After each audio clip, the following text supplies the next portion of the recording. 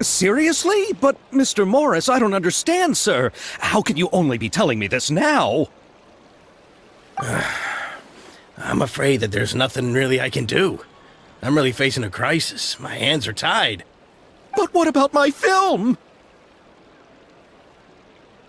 Well, I'm afraid you'll have to come up with something on your own. Take it from me. Sometimes you just have to let things go. Same goes for this film festival.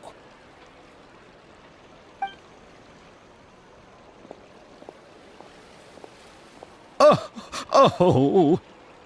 Hey, isn't that Xavier? So he's back in Fontaine now! Xavier! Oh, why, if it isn't the dear Traveler and Paimon. I really didn't expect to bump into you here at this time.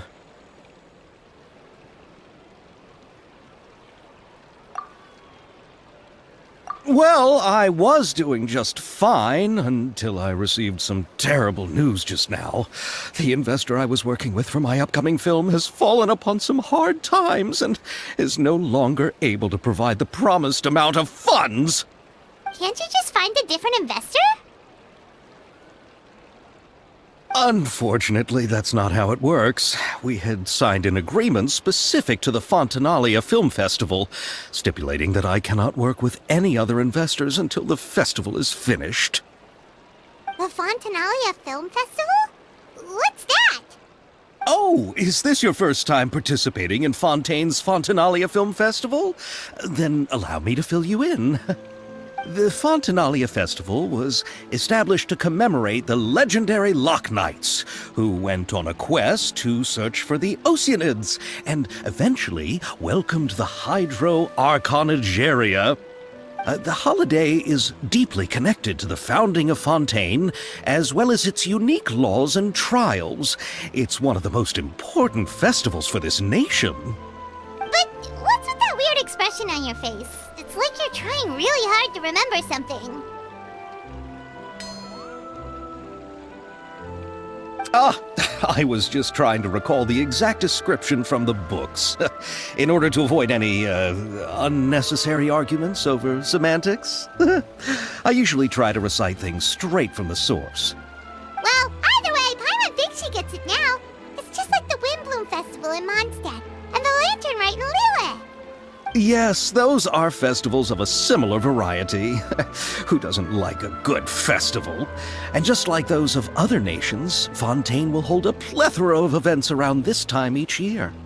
To commemorate the Loch Knights, people will imitate them by putting on special costumes, raising golden cups, and going door to door asking for pure water. But a few years ago, Lady Farina started to find the whole idea a little drab, and so decided to change the part about pure water to sweets. That really doesn't surprise Paimon at all. The whole thing seems more akin to a carnival now, and it's quite popular among the kids. Every year you can hear a bunch of them saying, "Trial or treat." Oh, that sounds pretty fun.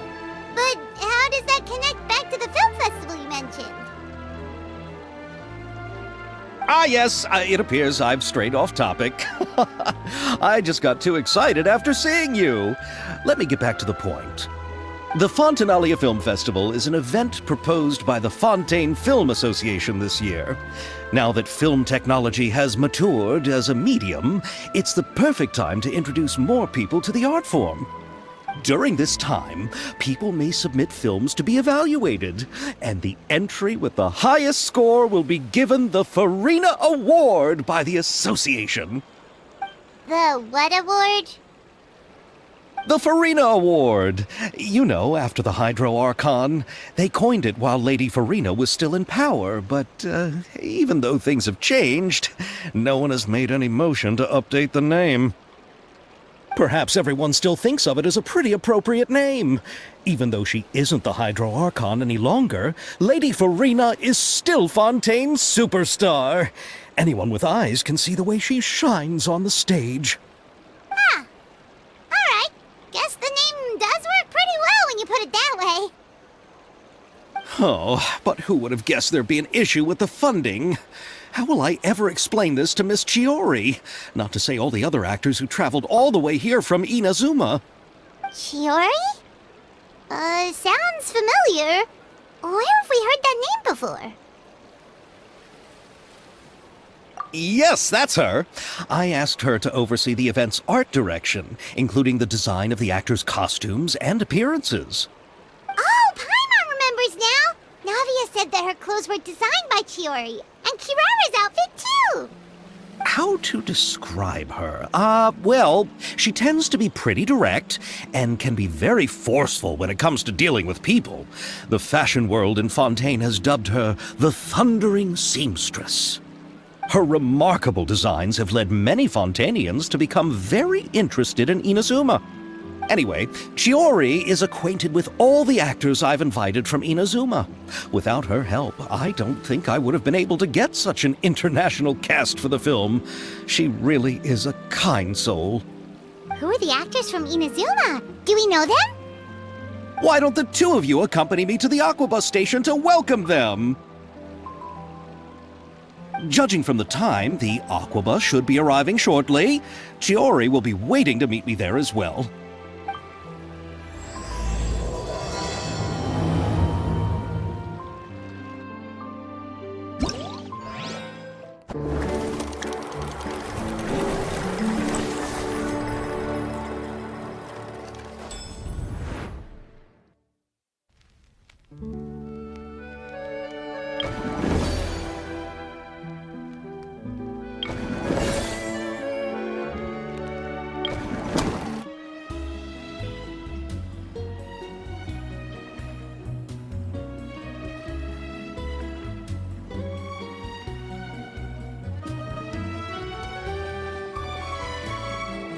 Miss Chiori?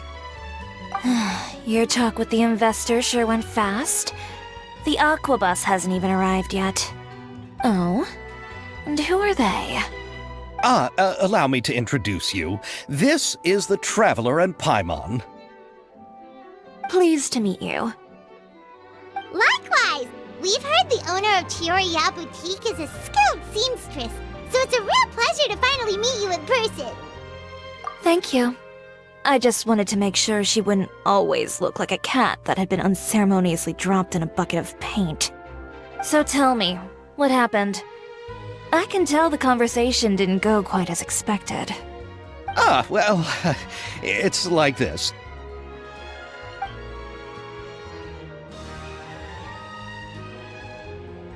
Ugh. I know, Chiori, you don't have to say it. You did remind me that this investor was a little bit sketchy. Yes, there's no doubt about that. But how could I pass it up? He offered me twice as much as the others. And therein lies the problem. Yes, but just put yourself in my shoes. After obtaining such an excellent script, it's only natural that I would want to make the most of the film. The budgets that the others had proposed were nowhere near enough. It's difficult to find someone willing to front such a large amount of mora, so... Don't be sad, Xavier. We might be able to help scrounge up some more together for you. Oh, thank you, Paimon. That means a lot to me. But the cost of the film is staggering. I'm afraid that any mora we can scrounge together in a short amount of time won't even be able to cover the actors' fees. We need to move on. What's happened has already happened, and there's no changing it. But now's not the time to give up. What? You're saying that you have a plan? No, that's not what I mean. I'm simply saying I wouldn't give up just yet. The actors I recommended aren't just after mora after all.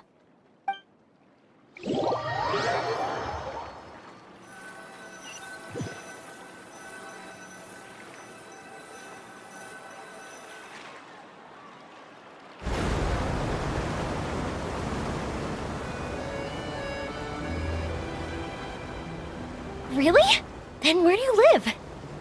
We Malazines live in Marcy Village. The only way to enter is from underwater.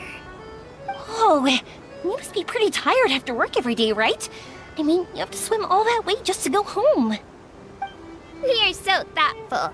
But some Melusines choose to live in the court of Fontaine because it's so much more convenient. This is our stop. Oh, we've arrived, but I haven't even finished chatting with Aval yet. I also enjoyed Aval's introductions to Fontaine along the way. Everything you described was so clear and detailed that we can't help but want to hear more. Thank you so much. I'm usually working here on this aqua bus, so I hope I'll have the chance to see you again. There are still many more places I'd like to introduce to you.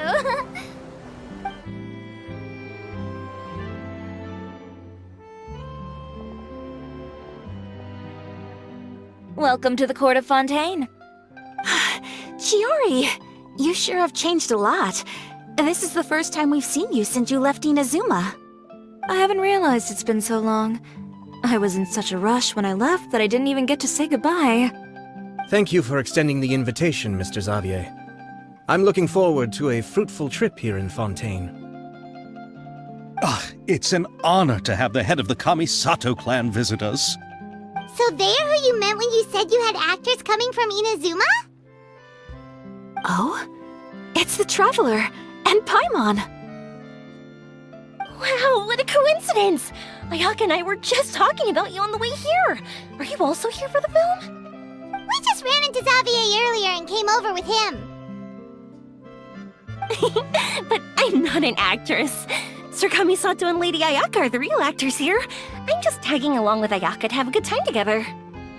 About that, I mean, how was I supposed to contact you when I was making preparations for the film? I figured you were probably busy, and I didn't want to disturb you.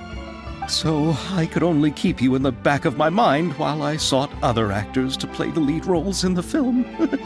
I had been thinking about a surprise reunion with you during our trip here, but you still managed to surprise me first. Oh, so you all know each other already! My, what a coincidence! What are the chances everyone could be brought together here like this? Why don't we go to Hotel de Boer and catch up over a meal? I've already made a reservation. Huh? Did you reserve 2 spots for us too? Yes, of course, of course. I'll be sure to tell the boss to serve a few more delicious dishes just to make sure there'll be enough food. Very well. Then please, kindly lead the way, Mr. Xavier.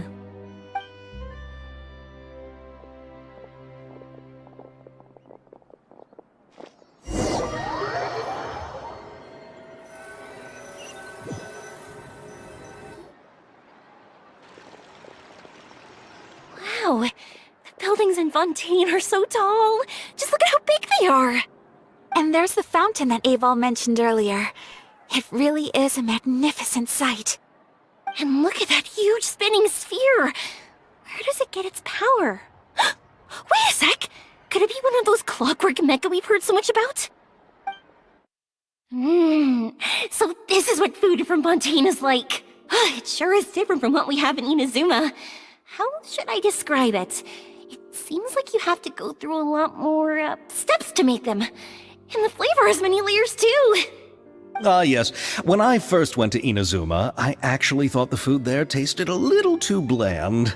It took some time for me to get used to it. Let's get back to the purpose of this trip for a moment, shall we? How have preparations for the film been coming along, Mr. Xavier? Well, I've already assembled most of the film crew. A lighting specialist, a prop manager, and a costume designer. I've also bought the copyrights from the novel's author. Oh, it's called The Two Musketeers, right? I read the script you sent me on the way here. The story is pretty good. Originally, I was planning to start filming as soon as Sir Kamisato and Lady Ayaka arrived in Fontaine, but I'm afraid I've run into a bit of a problem. Oh? What is it? It has to do with the film's investor, Mr. Morris. He suddenly informed me this morning that he's encountered some financial trouble and will be unable to release to me the amount of funding agreed upon. It's said that Fontaine's legal system is well developed. If he has violated the contract, then can't you simply take him to court over the matter? Well, I'm still more concerned about filming. Even if I were to take him to court, I'm afraid it would take months before the case could even be heard. Then, Is there a way we could raise funds ourselves to solve the problem? I've considered that option too, but unfortunately, it's difficult to gather such a large amount of mora on such short notice. Besides, we have to consider the film festival's submission deadline. Mr. Xavier, if Ayaka and I were willing to perform for free, would that resolve the problem you are currently facing? What? No, out of the question. To have you come all this way just to act for free? Oh, no, that won't do. There's no need to worry, Mr. Xavier. My brother and I had actually intended to work for free after receiving your invitation. Inazuma has only recently reopened its borders, and needs to strengthen its relations and cultural ties with other nations. We didn't have many collaboration projects with Fontaine in the past, so we hoped this trip would serve as a good start for the future. Indeed. You could say that's the real reason why the Yashiro Commission agreed to come to Fontaine. I understand, but having you two act for free just doesn't seem right. Not at all.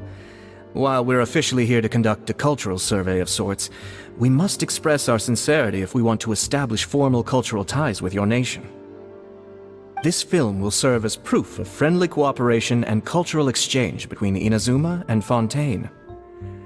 It's my hope that the film can be finished and released as smoothly as possible. If you still don't feel comfortable with this arrangement, I would also be more than happy to be introduced to some other renowned individuals in Fontaine's literary and artistic circles. All right, I'll do as you say. Thank you so much. I'll make sure to cobble together enough mora now, even if it means selling my house, my camera, and... Come on now, no need to go that far. I'll also help you out as a brand sponsor. Me too! Even though I didn't bring much more to spend on this trip, it's still better than nothing. You are too kind, all of you. I really don't know how to... Ew. All right, enough about that. Now that we have Xavier's savings, my support, and 2 leads who are willing to act for free, I think we will be able to make this up. So, instead of Mora, you'll help with filming and production. Oh, but how can we help with that? We don't know much about making a film. All right, pull yourself together, Xavier. Tell us if there are still any open positions left among the crew. All right. Let me think. We still need a camera operator, a clapper loader, and someone to manage logistics. I originally wanted to personally serve as director, but I've been too busy working as the producer. So the positions of director and director's assistant will also need to be filled. Paimon knows what the director and the logistics support person do, but what's a clapper loader? The clapper loader is responsible for using the clapper board to record and organize the information of each shot when the camera operator begins shooting. The work requires both patience and... A clapper board? Oh, you mean the thing they hold that goes clap whenever they start filming? Yes, that's right. Are you interested in that job? For sure! Paimon's always wanted to try that! All right, then you'll be our clapper loader. I can find someone from the store to help with logistics. What do you think, Xavier? Well, fine by me. As for our camera operator, I was thinking of letting the Traveler take the role. Oh, he's great when it comes to using a camera. Paimon can't even count how many things we've taken photos of during our journey. Yes, that's also what I was thinking. I noticed the Traveler had an eye for photography and composition when we worked together previously. I'm sure that's due to the traveler's journey across Teyvat and all the places they've seen. After so many adventures, using a camera must be second nature by now. What do you say, Traveler? Are you interested in the job?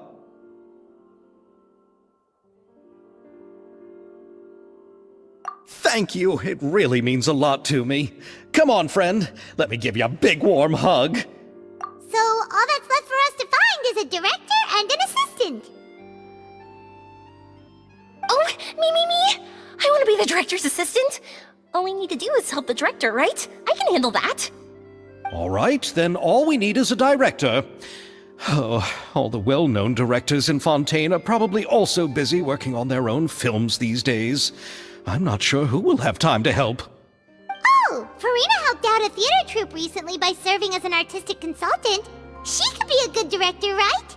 Besides, it's not like she has anything else to do right now. Do you really think Lady Farina would be willing to help us with our humble project? Isn't that the name of Fontaine's Hydro Archon? My brother has already informed me about what happened here in Fontaine. Yep, that's her! She helped out a theater troupe not too long ago, and now she's taking up work as a director. Well, I saw that musical. Her performance was perfect, and the storyboards were also excellent. Don't let her former identity intimidate you. She's the best candidate we can think of right now. You'll never know until you give her a shot. Fine. You're right, Shiori. I'll do anything for the sake of my film. Anything! Then I'll have to ask the Traveler and Paimon to show me the way to Lady Farina's residence. I just hope she'll agree to help. Do you need us to also come along? No, there's no need to trouble you with this. Besides, you've just arrived in Fontaine, and I'm sure there are many places you would like. Just leave this task to me. It's part of my duties as the producer. Very well. Then we'll be waiting to hear the good news. I'll go with you. By the way, you might want to consider bringing a gift. And don't worry, we won't simply drop you off at Farina's place. We know Farina pretty well by now, so having some familiar faces there should help your chances. Besides, the whole thing was— All right, then I'll start making preparations. As for the gift— A gift for someone who was once seen as the Hydro Archon. I wonder what she would like. I recall that Lady Farina once fancied a clockwork ring, so perhaps Huh? Can't we just bring some desserts, like the Fontaine mousse? But wouldn't that be a little too cheap? She does like desserts, though. Isn't the Fontaine festival happening right now? I heard Abel tell us on the Aquabus that Farina introduced the tradition of going door to door and asking for sweets. To do something like that, she must have a real sweet tooth. I agree with Yoimiya. If the gift is too fancy, it might actually make her feel more uncomfortable. Alright then, let's go buy some Fontaine mousse.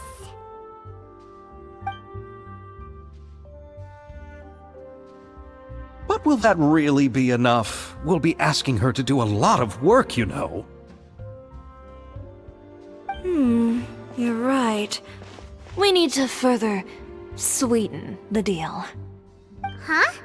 You want something even sweeter than Fontaine mousse? Yes, we'll need a gift that's sweeter than any dessert in the world. Well, what could that be? Your words of praise.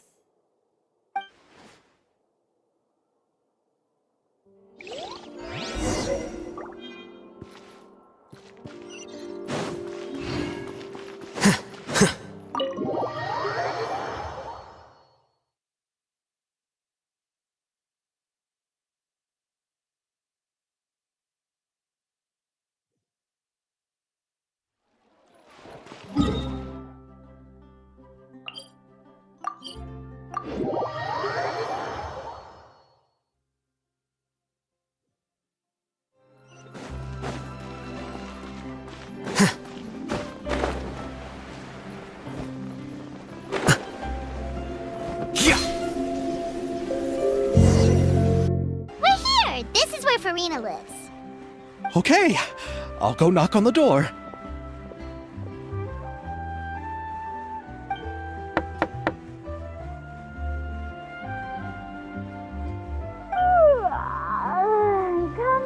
Coming. Seriously, who's knocking? Who are you? Lady Farina, please allow me to introduce myself. I am Xavier, a film director. Hello. Oh, Is that the Traveler and Paimon I see behind you? And who's this? I'm Chiori. Ah, the one from Chioria Boutique. Hello, hello. So, what are you all doing here? Do you need something? Did you just get up, Farina? It's already past noon, you know. Huh? Oh, Paimon means the weather is so nice in the afternoon and the sun is so warm. Just like how you make us feel. Sleeping in late is a really smart idea. No. I was just up late last night reading some novels. What does sleeping in have to do with the weather? This is a small gift we've prepared for you, Lady Farina. We hope you like it. No need to be so formal. I'm just a regular person like everyone else now. Oh, is this Fontinalia mousse? It's one of my favorites! That's great! So, actually, there's something we need your help with. Given your renowned passion and understanding of drama, I would like to ask that you serve as the director of our film crew. Oh, but didn't you just say that you're a director? Yes, but for this particular project, I'm mainly working as a producer. Besides, I'm sure that your understanding of the performing arts far surpasses my own, Lady Farina. Are the Traveler and Paimon also part of the film crew? Yep, we sure are. Paimon's the clapper loader and he's the camera operator. Camera operator? That can be a pretty technical job, and it directly affects the final quality of the... No, I'm not questioning your abilities. It's just that I've never really seen you use a camera before. Maybe you can come up with a test for the Traveler and see for yourself. If he can satisfy you with his camera skills, then you'd have nothing to worry about and can join the team. What do you say? You sure are getting better at rolling with the situation, Paimon. Oh, I do wish to see how skilled the Traveler really is with a camera. Alright, how about this? We'll work with what we have. I'll give you some scenarios and see if your work is up to my standards. Very good. It's essential for the camera operator to understand the director's vision. I'll make my decision after seeing your work. Are you ready? I have high standards, you know. Sure. You can come back once you've reviewed the basics of film composition and feel ready.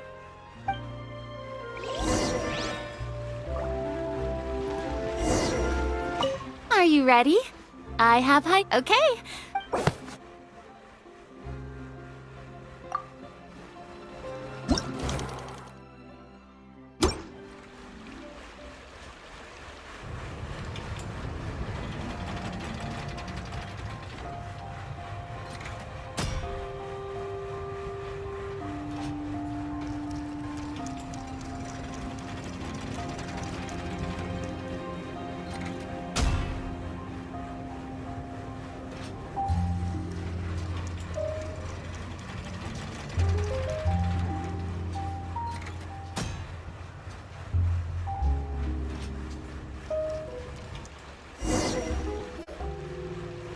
Oh, it appears that you have more skill than I thought. All the shots had a great composition, and I could really feel a connection to the characters and their lines. Yeah! Does that mean you agree to be our director, Farina? Did you think I would agree just like that? After our performance of The Little Oceanid, I've begun to make a name for myself again, you know. In fact, I've already had several troops approach me for the Fontinalia Film Festival. Unfortunately, the scripts were all pretty boring and didn't pique my interest. If others were to find out I agreed to work with you so easily, then, well... Hey, but didn't we have a deal? What else do we need to do to convince you, Farina? Well, what about the pay? Huh? You know, how much you're willing to pay me to be the director? The pay is also an important factor for me to consider, you know. Well, I can offer you this much? What? That's all? If Nervilet were to hear of this, he could charge you with underpaying your labor. I'm sorry, but our crew is in a tight financial spot at the moment. I see.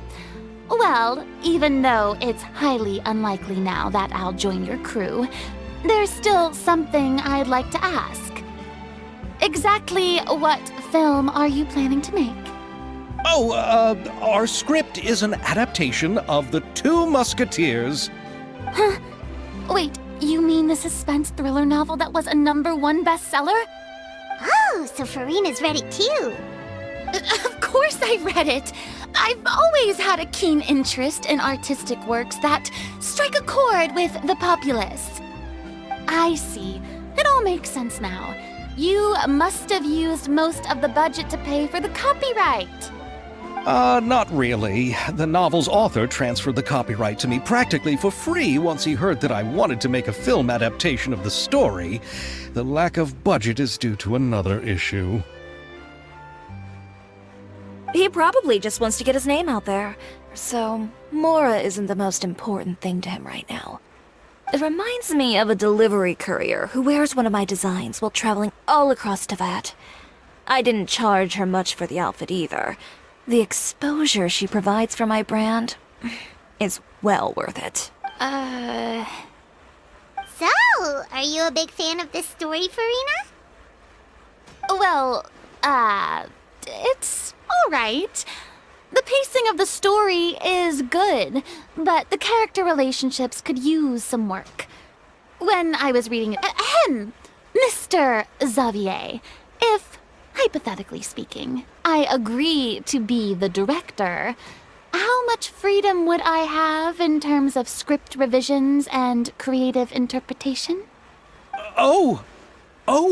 As much freedom as you would need. I wouldn't dare doubt the tastes of Fontaine's greatest star. Good. Then I'm free to alter the script as I see fit? Absolutely, no problem.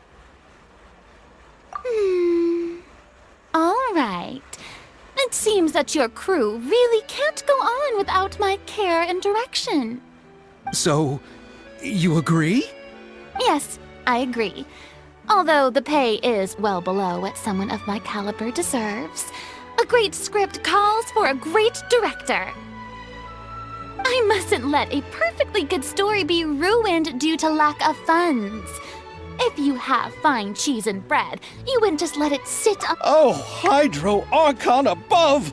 I'm not dreaming, am I? Somebody pinch me. There's no more Hydro Archon, you know. And it's still a little early to celebrate. There's a lot that goes into shooting a film. Although the trickiest tasks of finalizing the script and casting the actors have already... And by the way, since we'll be filming The Two Musketeers, we'll need to find an action choreographer. Ideally, a professional who has actual experience with muskets. Yes, I've thought about this as well. I was hoping that you might know someone who could handle the job. Me? If this was before, I could have simply asked Florand. But it's already been some time since I last talked to her. Navia can also use firearms.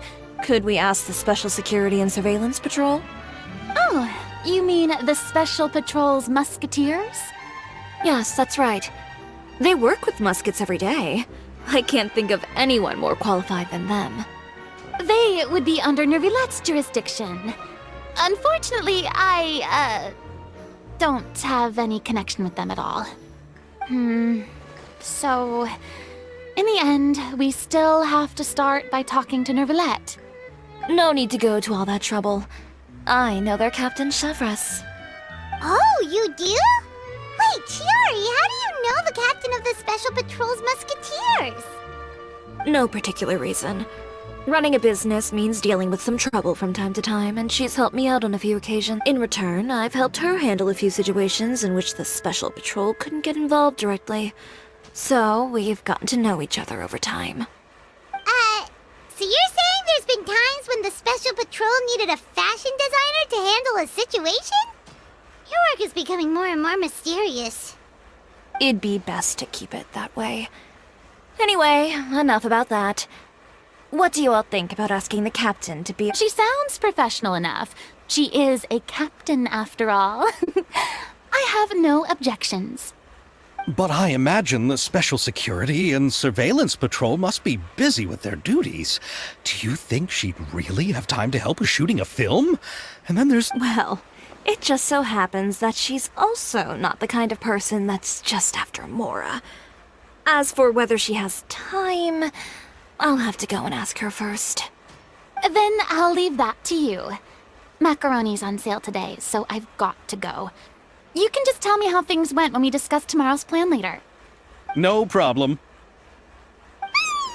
Having Farina join feels like a big boost to our team.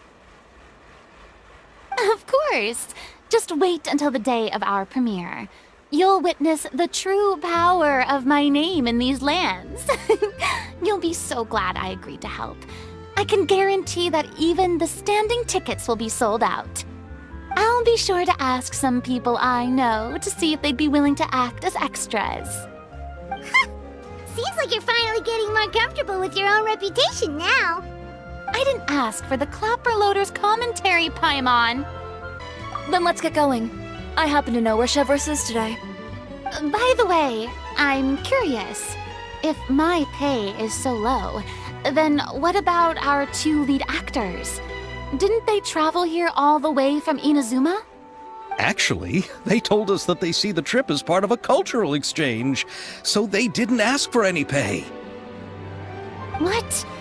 So is every person in Teyvat who doesn't want money gathered here to shoot this film?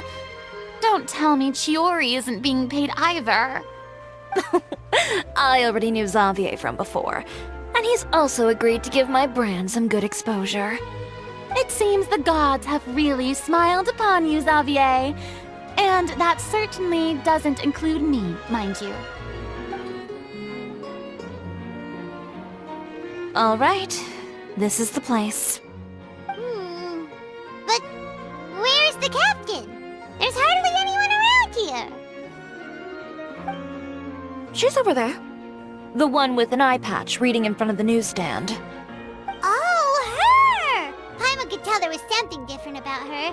She seems kinda intimidating. Please wait here for a moment. I'll go fetch her. She's working now, so you might not want to get in her way. Working? But isn't she just standing there and reading a novel? Just trust me. Oh, alright, let's see what happens then. Chiori sure is a mysterious person. She claims just to be a fashion designer, but she knows all these powerful people.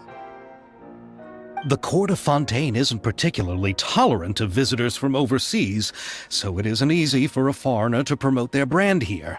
Even more so in the competitive world of fashion. Even a local like me just trying to make a film has to face all kinds of challenges, so I can only imagine what Chiori has been through to get where she is today. I'm sure that having more connections has definitely worked in her favor. Reading on the job? Detective novel. One main character? No. Multiple. Branching storylines. I see. How's the plot coming along? One of the main characters is about to make a choice that will affect the rest of his life. I'd wager he's going to make the wrong choice. Any way to speed things up? There's something I need your help with. You know that doesn't depend on me. It all comes down to what the character chooses. Which is exactly why I'm here to help.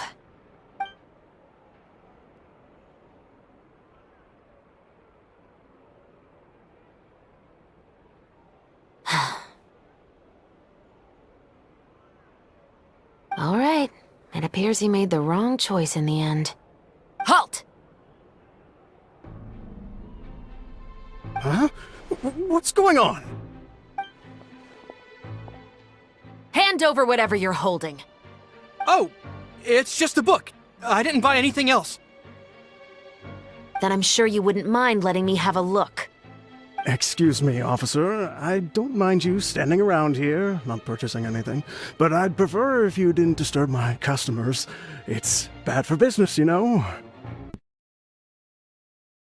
You won't be able to get off so easily either. I am Chevras, captain of Fontaine's Special Security and Surveillance Patrol. I will say this one last time. Hand over whatever you're holding at once. And before you do anything unwise, let me remind you that I'll have you on the ground before you can even think about making a run for it. All right. I'll give it to you. But please let me say something first. If there's any contraband in that book, then the shopkeeper here is the one who slipped it in. I don't have anything to do with this. Why, you trying to leave me on the hook, huh? You were the one who said you wanted it. Save it for the interrogation room. Take them away, Letelier.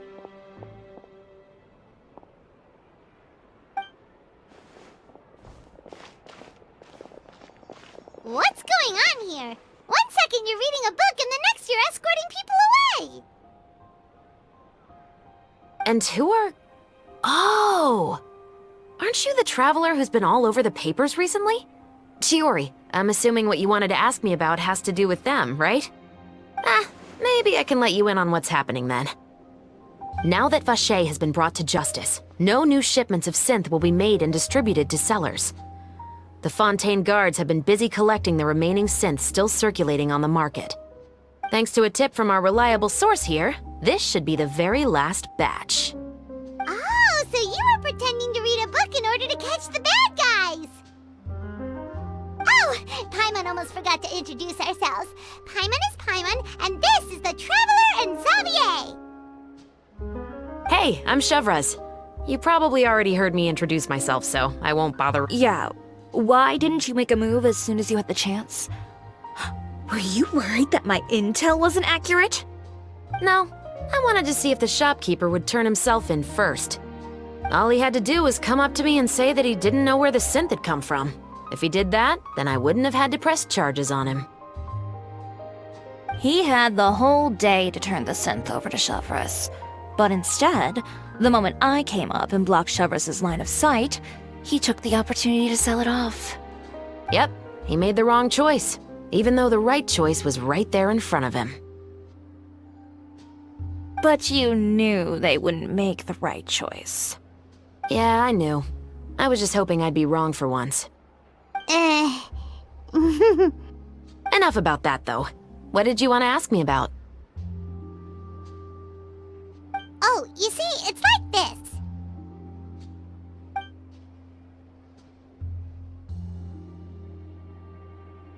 The Two Musketeers. You certainly have a good eye for a story. So what do you need me to do? Just be the action choreographer for the actors? Yes, that's right. I want to make sure we get all the details right.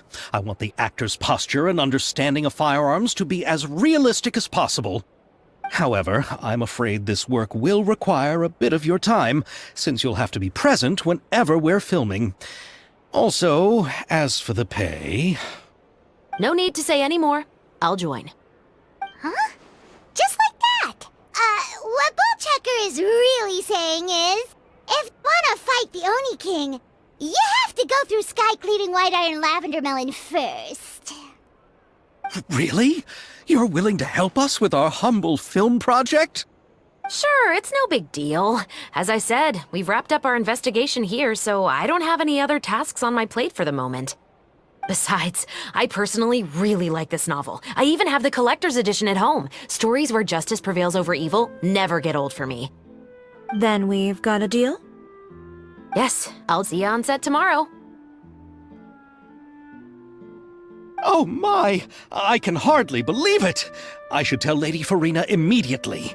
Oh, and I must tell the prop manager and lighting technician to get everything ready. We start filming tomorrow! Calm down, Xavier. The film is going to take more than just a day to finish. Still, I should also head back now and start preparing the actors' costumes and makeup. Alright, guess that's it for today then. Traveler, Paimon, please stay for a moment. I have something to tell you. Then I'll take Xavier back. Poor thing. He's so excited that he can't even walk straight anymore. I don't want to spend our first day fishing our producer out of the fountain. Yep, see you tomorrow. So what did you want to tell us, Chevres? Have you read The Two Musketeers?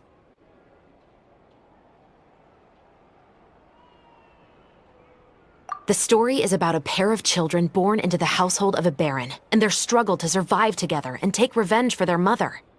They were raised at the baron's estate, where their mother worked as a maid. The two were illegitimate children that the baron had with the maid, so they were never treated well by anyone.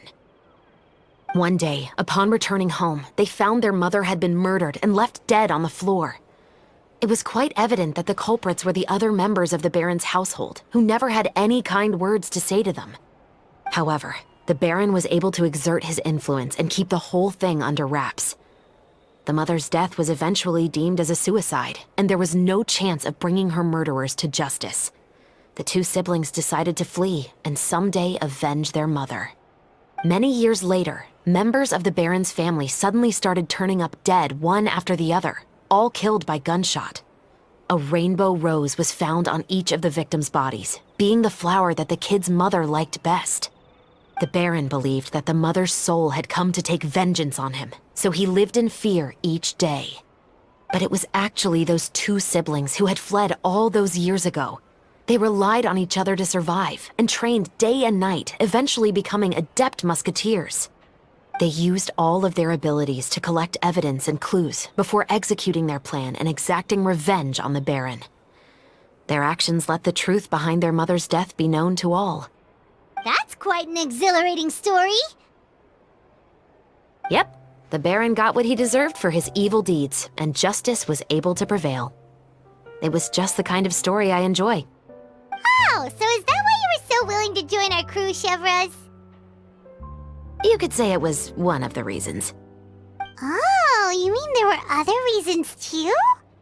I've read the reports about you. Whether it was at the trials or when you lent your hand to resolve our nation's crisis, you've shown that you've got a strong sense of justice, as well as a great mind for deductions. Yes, you're as sharp as I expected. It seems you've experienced many similar situations before. There's been a recent murder case involving muskets. The perpetrator's methods appear to be very similar to what is described in the novel. Huh? Really? But Paimon didn't see anything about that in today's papers. The Marechaussee Phantom hasn't yet released any information to the public because the investigation is currently at a standstill. The murderer is extremely cautious. A murder involving firearms? But not that many people use those in Fontaine, right? Impossible. We perform a routine inspection of our firearms and ammo reserves every day. If one of the weapons had been fired, it would stick out like a sore thumb. Besides, I trust the members of my platoon. However... Well, that's all I can disclose about the case today. Huh? What do you mean? I hope you all can go back and get some shut-eye. You can decide tomorrow whether or not you'd like to join the investigation with me. I'm aware this might not be the ideal time to add more to your plate, but the more capable people we have, the better the... Carrying out investigations isn't actually supposed to be our responsibility. Our job is to apprehend the perpetrators. Finding them is really up to the Marechaussee Phantom. You could say I'm taking part in the investigation out of personal interest. I don't want people to see muskets in a negative way, and also, I'm concerned about the similarity between the crimes and the story. You mean they might be connected somehow? I suspect so. Just to make myself clear, this is not an order, nor is it a deal of any kind. It's a request, nothing more.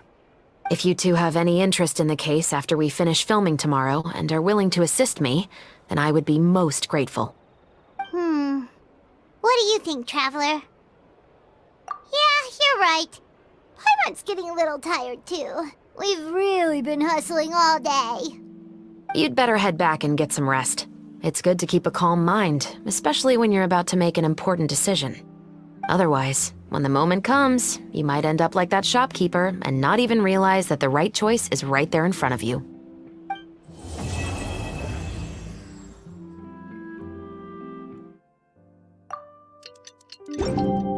Book learning. It's finally time to meet up with everyone. Paimon even dreamt of making the film last night. If Paimon remembers right, we're meeting at Hotel de Boer. Let's get going!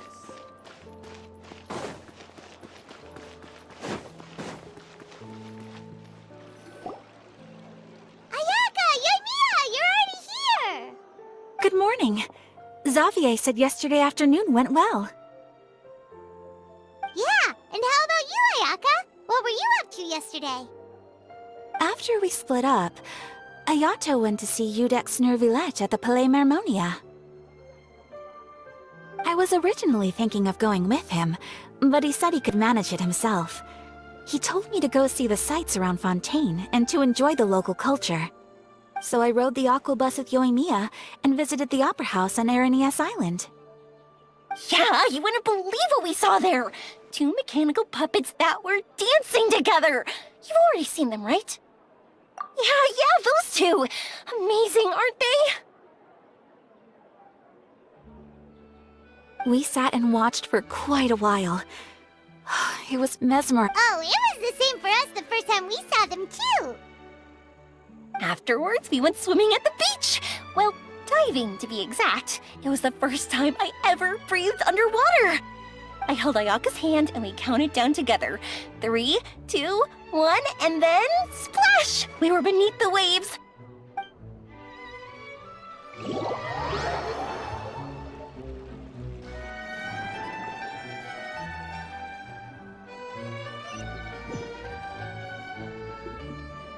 At first, I didn't dare to open my mouth.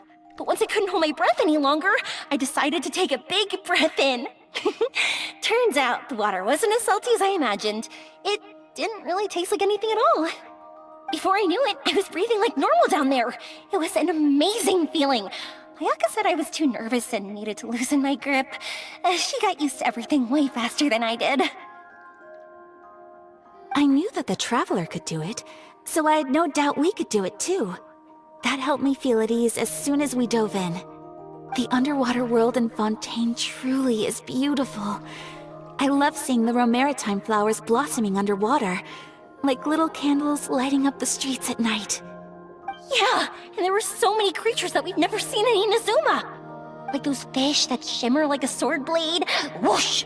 Oh, and those big fish that call when they see people. Ooh. Oh, you mean Hunter's Rays and Blubber Beasts. I just love the name Blubber Beast. Just wait till Pops and the others hear about this. They probably won't believe a word I say.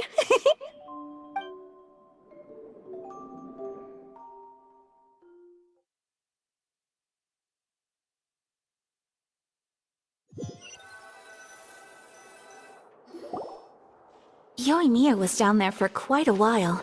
It was dark before we finally rode the aquabus back to the city. I figured she'd want to sleep in today. Yeah, even I was worried I wouldn't be able to get up. I still felt like I was drifting in the waves when I went to sleep last night. But as soon as I woke up today, I remembered that we'd all be shooting a film together, and I was ready to go. Speaking of the film, where's everybody else? My brother and Xavier were speaking to the restaurant owner about using the place as a filming location. They should be here soon. As for the others, We're here. Please excuse my tardiness. I just finished the Special Patrol's 6-mile morning jog. Wait, 6 miles? I'm so tired. I heard you all chatting, so I decided to come down. I sure could use some of that endless energy everyone else has. Good morning, everyone. Morning. Can someone fetch me a cup of coffee? More milk, hold the sugar. Sure, I'd be happy to do that for you. No, you can't go anywhere. Please, have a seat over here so I can get started on your makeup. The last thing I want is coffee stains on my costumes. I can get the coffee. It's the perfect job for an assistant.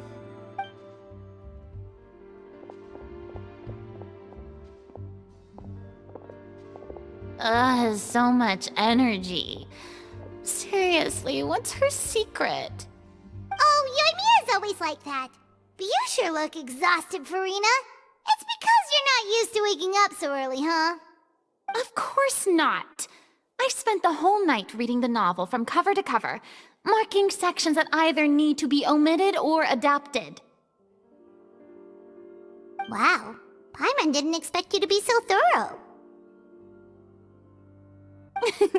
Well, I was the biggest star in all of Fontaine after all. It takes more than just a pretty face to earn a reputation like that. I know how to get serious when the situation calls for it.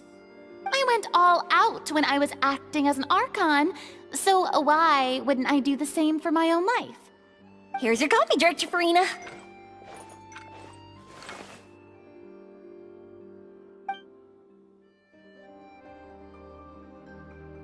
Oh, thank you. The sound of being called director and the aroma of coffee feels almost as refreshing as hearing the birds chirping in the morning. Ah, it seems everyone has managed to arrive on time. We've reached an agreement with the restaurant owner. We are free to use the second floor to shoot our film.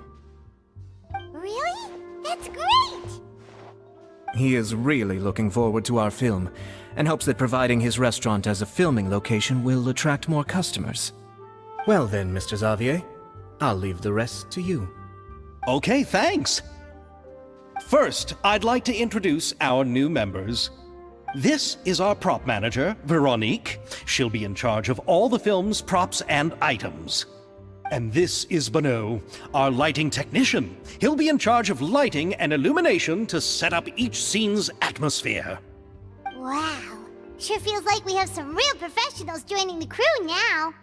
First of all, please allow me to first express my sincerest gratitude to everyone in the crew. When my investor informed me yesterday that he wouldn't be able to provide the funds, I really thought that this was the nail in the coffin for this film. I had no idea that I'd find so many people willing to help me on such short notice. Thank you. Thank you all from the bottom of my heart. No need to be so cordial, Mr. Xavier. We're all honored to be a part of this. Your works made a profound impression on me when I saw them back in Inazuma. I am sure that someday, this film will be remembered as a prime example of cultural exchange between Fontaine and Inazuma. Yes, the story is the reason I agreed to join. I can't bear to even imagine what this film would look like without the very best director. Anyway, I would like to make a promise to everyone that as the producer of this film, I'll do whatever I can to ensure that everything goes as smoothly as possible. This is not just my film. It also embodies the thoughts and feelings of every person here, as well as the endless effort we are about to pour into it.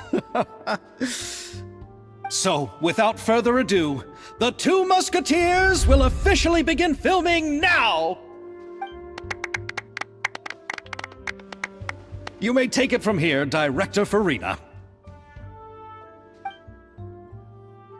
All right, listen up, everyone.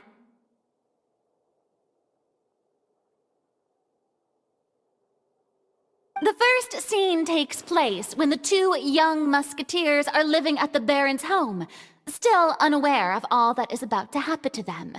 We'll need props and lighting to set the scene. Our lead actors can go get their makeup done, and extras, please take this time to go over your positions.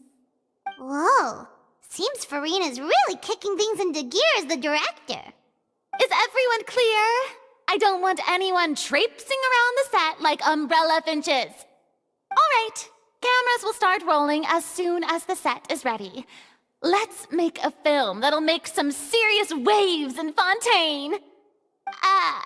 Not the kind of waves that drown people. I mean, the good kind of waves. Seems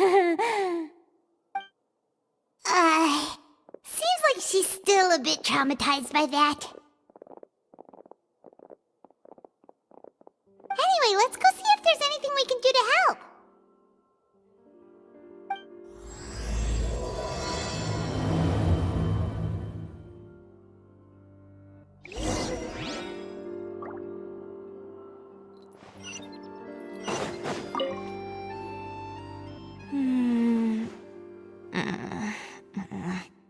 Ayaka has mentioned you to me before. She said that you two were great friends when you were kids. No talking. I'm thinking about how to do your eyeshadow. Ah, yes. To help me really look the part. To achieve a more young and naive look for this scene. Are you saying the wrinkles around my eyes are too deep? You just have too much of a calculating look in your eyes. You sure don't mince your words. It seems you really haven't changed much. Quiet.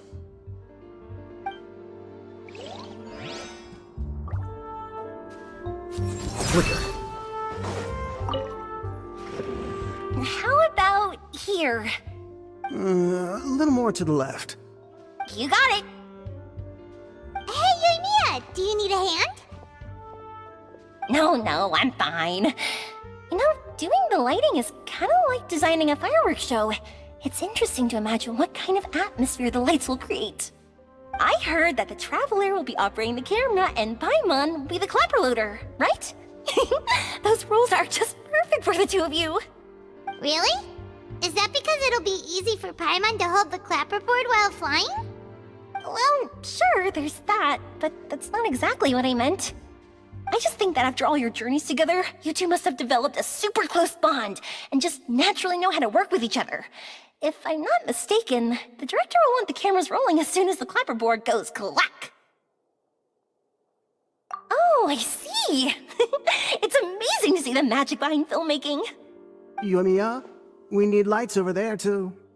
Oh, on it! I've got to get back to work. Chat with you later. Oh, it's exciting to see so many people working together to bring the film to life.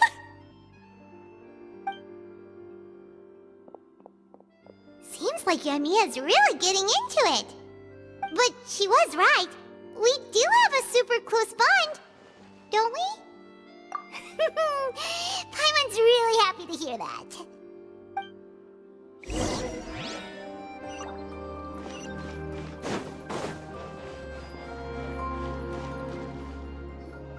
So, this is a real musket? No, it's just a prop weapon. Not bad. Have you seen a real musket before? Only in books and newspapers. I made this one based on the relative shape and proportions I saw in reference images. When we're filming, some special gunpowder will be applied around the muzzle, which will help create the flash and smoke effects of a real gun being fired. Which means it'll be up to the actors to portray the recoil. That's right. The sound effects for gunshots will also be added in post-production. Thank you, Veronique. I think I know where to start now. However, the musket's gears and firing pin could still use some work. Adding some wear on the metallic components will make them appear more realistic. Also, be sure to rub the muskets with some oil each time before we start shooting. That'll give the impression that the firearms have been well maintenanced. Good point. You seem to know a lot, Miss Chevres. I assume you use these types of firearms on a regular basis? Yes, I perform routine maintenance on my weapons every day. Just like we as people need to eat and sleep, muskets need to be cleaned and maintained. I also perform similar care for my sword every day, and familiarize myself with its shape and weight, to the point where it feels like a natural extension of my body. Yes, this way, our weapons will never betray us in the heat of battle. Yes, well said. It seems we have the same philosophy on this topic. Oh, sounds like they found a common interest to talk about. Though these props differ from the muskets I use, I can still give you some pointers. Good. I look forward to your instruction. First and foremost, never point the weapon at anyone, regardless of whether it's a real or prop weapon or whether you're holding it or it's on the table. This holds for any time when you're not actively engaging an enemy. Okay, understood. When aiming the musket, extend your arm so that it's level with your shoulder, and use your eye to look down the weapon's sights. Like this? Not bad. Now, try saying your lines. This is the end of the road for you. Good. Now turn your body a little. That way, you'll give your enemy less of a target to work with. And relax your shoulders. Here, allow me to demonstrate. This is the end of the road for you. Huh. Excuse me, Miss Chiori. Director Farina, there's something I wish to discuss with you. Oh? What is it? Like this? Yes, much better. What do you think? I do see your point. But are you sure you wish to do this? I believe it would be most fitting. Well, if you insist. All right, I understand. Miss Ayaka, Miss Chevres, could the two of you please come over here? Huh? What's going on? Are we gonna start filming now? Let's go see. What is it? I have a question for you, Miss Chevres. Would you be willing to play the role of a musketeer? What? To clarify, I would like to turn over my role to Miss Chevres. But brother... Don't worry, Ayaka. I actually view this as a good thing. I was becoming troubled trying to set aside some time to speak to the staff at the Palais Mermonia. I would like to have some conversations about the cultural exchange between our two countries, and I've heard that the bureaucratic process here can get rather complicated. Now, I will be able to focus on my work. Besides, you also know that I'm not really one for public performances. Are you really sure? From a director's point of view, I also felt like the relationship between the two musketeers in the original story could be improved. The older brother in the story plays the lead role with his overbearing character, but this causes his character to overshadow that of his sister, and the theme of the two supporting and relying on each other isn't conveyed very well. But if we were to change the siblings to two sisters of a similar age, then that aspect of the story might come through more clearly. Also, I've seen you instructing Ayaka. That cold and dignified personality is exactly what we need for the older musketeer. Of course, even with all these insights, the decision should still be made by Miss Chevres. Chevres mentioned that she really likes the story, right? Paimon bets that she'll take the role. All right, I'll take the role. Good. It's decided then. I'll get started on making edits to the script. We'll also need to make some immediate adjustments to the lighting, props, and costumes. I have a feeling that our adaptation will be even better than the original story. You're doing a great favor for me, Miss Chevres. You have my gratitude. Don't mention it. I like this character, so if anything, I should be the one thanking you. Well, since my brother is the one who brought up the idea, I suppose there's no need to worry. Let's go, Miss Chevres. I look forward to working with you. Please, just call me Chevres.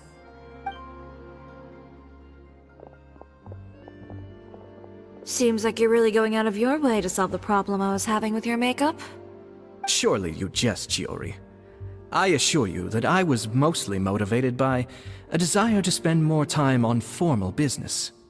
Oh, come on. You really think I'd buy that? According to what I've heard from Ayaka, her brother is someone who can juggle 10 different matters at the same time. I'm sure you have other reasons for backing out. Perhaps. Ayaka always said she wanted to go out and see more of the world, just like the Traveler. But I feel that she needs not only to see other nations, but also to make some different kinds of friends. I think it would be harder for her to make new connections with me constantly by her side. I would like to give her some space. Alright, go on. Spoil her some more. Ayato! It's too bad you're stepping down from the role. Paimon really wanted to see you act as a musketeer. No need to poke fun at me. I'd wager that you also felt that I wasn't the best candidate for the role. It's a little hard for Paimon to imagine you saying those lines. Yes, I've made an appointment to meet some people from the Palais Mermonia. Now, I will have some more time to prepare. Traveler, get the camera ready! Paimon, get the clapperboard! Actors, to your positions! We're about to start shooting the first scene. Go on now. And please take good care of Ayaka. Yep, don't worry. Thank you. I look forward to seeing the film when it's finished. All right, now that we're all here, let me help set the scene for everyone. The first scene takes place when our two main characters are still living at the Baron's estate. They've been ostracized and verbally abused by others in the household, but they still have no idea why. We want to capture how naive and innocent they are, despite their pain. Chevris will be playing the role of the older sister, Tulip, and Ayaka will be the younger sister, Iris. Be sure to get close-ups of the main characters at the right moment. Silence on the set! Lights! Camera! Action! Let's go! Tulip, Mother's been out for quite a while now. Perhaps she went to pick some flowers on the way home. You know how she loves flowers. Iris, Tulip! I'm home! Mother! You were out for so long, we were beginning to worry about you. I'm sorry, but I'm back now, safe and sound. Here, I brought your favorite treat. Apple turnovers. Mother, what are those bruises on your hand?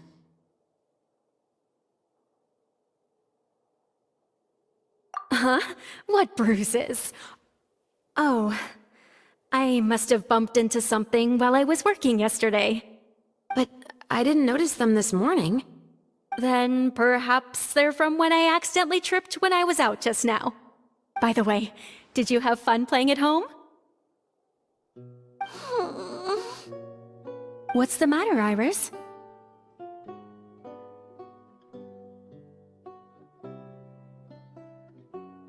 Well, we've realized that no one really wants to play with us. They even took Iris's doll and spat at us. And they even called us names. They said we were... Shh! It's all right, don't worry. Girls, listen to me. It doesn't matter what anyone says. Don't listen to them. No one can define you with such words. You both have wonderful lives ahead of you. Just like your names. You will both blossom like beautiful flowers. Maybe your time to blossom hasn't quite come yet, but one day, you two will bloom more beautifully than anything else. Don't let the soil you're in now ruin your future beauty, understand? My dear daughters. And cut! Not bad. The actors' emotions were all on point. Let's keep that take. Also, if our clapper loader could avoid shouting at the start of the scene next time... Oh, got it. Great. I was a little worried that my nerves would get the better of me. What about you, Chevris? I felt fine. The lines weren't too difficult at all. Seems like Farina must have adapted the role nicely. You two were great. I couldn't tell it was your first time acting in a film. You should have more confidence. Thank you for your encouragement. Positions, everyone! We'll move on to the next scene after we try a few more camera angles.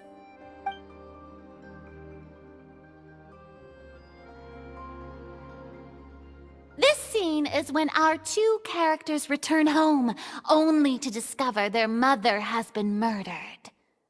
Ready? Lights! Camera! Action! Mother, we're back. Mother?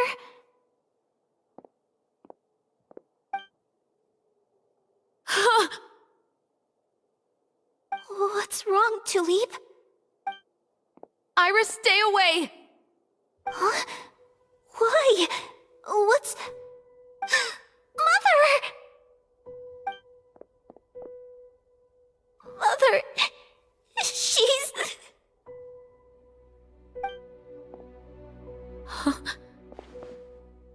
There's poison in this cup. Oh, I could have sworn I've seen this kind of cup before. Those aristocrats. They didn't even try to cover up their actions.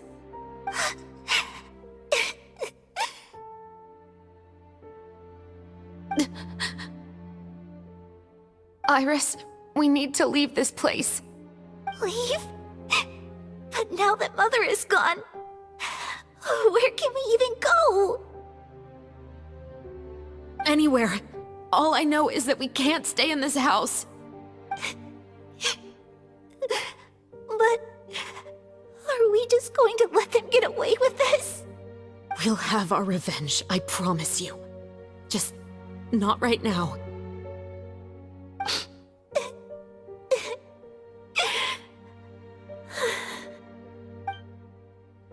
Come on, let's go. No, wait. We can't just leave Mother here like this. At least let me leave this rose with her. That's why we went out in the first place. To buy her this flower. All right. Goodbye, Mother. We'll avenge you. Someday. And cut! Beautiful! Great performance!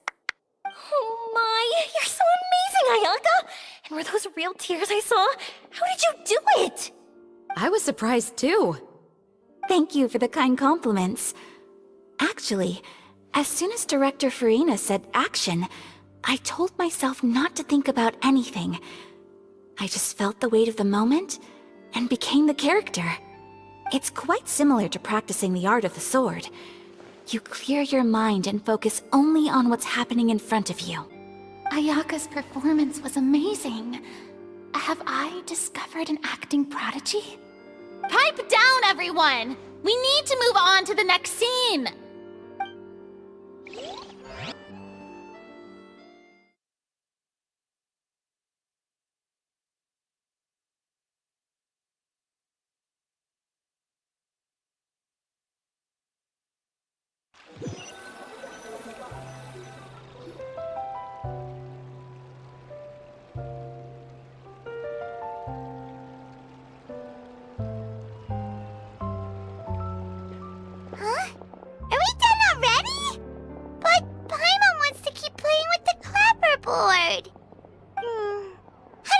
Traveler. Is your arm sore from holding the camera all day? Good work, you two. You too, Shivers. You were quite the actress today. I've read this novel many times before. I have a good grasp of my character's mindset. Anyway, do you remember my request from yesterday? Oh, right! We were having so much fun that Paimon nearly forgot! You have a case where the murders seem really similar to the cases in the novel, right? So, how are they similar exactly? In the story, the main characters grow up to become two musketeers, always using their guns to carry out their revenge. And on each of the victims, they place a rainbow rose as a signal that they've returned. Yes, that's correct. We found rainbow roses just like in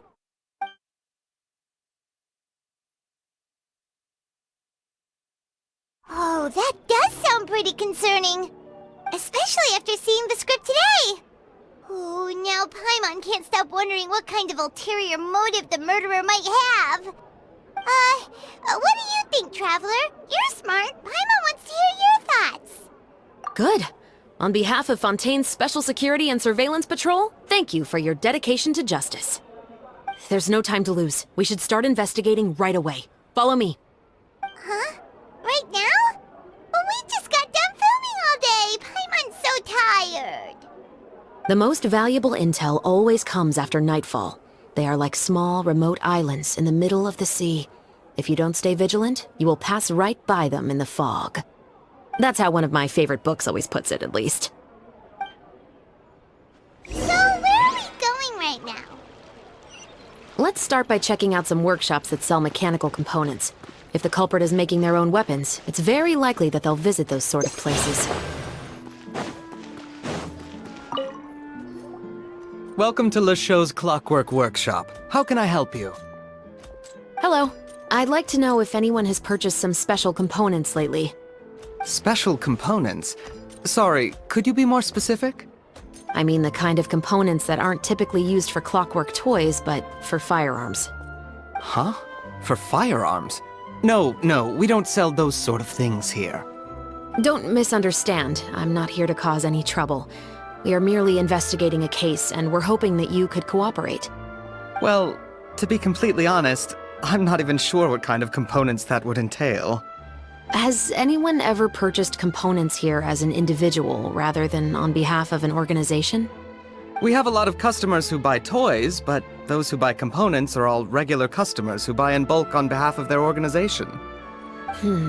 Is that so? I understand. Thank you for your cooperation. You're welcome. It's the least I can do.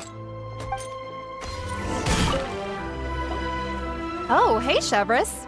Run out of oil for your musket again? Hello, Estelle. I want to know if anyone has come to your shop recently to order some firearm components.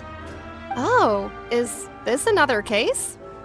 Let me think. I don't think so. Some people have requested that I make some prop guns for the Fontaine Film Festival. Oh? Why's that? Because there's no profit! I only make things here that can do some real heavy lifting. I don't have the energy to make some new molds just for the festival. Then has anybody come specifically looking for mechanical components? Well, I usually sell off my scrap to the fleuve cendre. I don't typically give them to one specific person. I understand. Thanks for your cooperation. Don't mention it. Always happy to have the Musketeers' patronage. Seems like we haven't found any leads to go off yet. Yeah, unfortunately. Alright, let's head to Fleuve Cendre next. Huh? Are you sure? People might not be so thrilled to see the captain of the special patrol there. You think so, huh? Then I guess you don't know. Huh? Know what? That I grew up in Fleuve Cendre. Hello, I'd like to ask some questions. I don't know anything. Don't worry, I'm not here to arrest anybody. You say that now. It's the truth. Here, take this as my guarantee. Wait, did Paimon just see what she thinks she saw? Is the captain of the special patrol bribing a citizen? Seems you're different from the other guards. What do you want to know? Have you heard anything related to muskets in Fleuve Cendre lately? Anything at all? Muskets, huh? All I know is that about 2 weeks ago, we started hearing some loud noises at night. So loud that it's been waking me up. Were they gunshots? Possibly. It's hard to tell around here. Someone's house collapsing, a pipe exploding somewhere, it's all the same. But the noises I'm talking about definitely happened after I fell asleep. Do you know where the noises were coming from? I don't remember clearly. Is it that you don't remember, or that you need to think about it some more? You tell me. Then please, think about it some more. She's giving her even more Mora! The noises came from the end of the southern waterway. I came out and had a look for myself when I wasn't sleeping well, but I didn't dare get too close. That's all I know. All right, I'll take your word for it. Thanks for the pâte de fruits.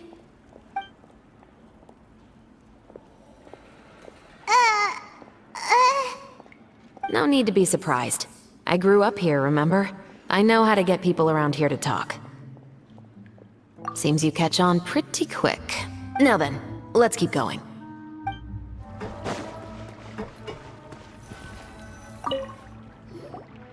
What's all this? Some broken planks and barrels, as well as some liquor bottles? Yes, but have a closer look, Paimon. Even though somebody has purposefully tried to clean them up, these are obviously marks from musket bullets. In other words, Someone was here trying to improve their shot.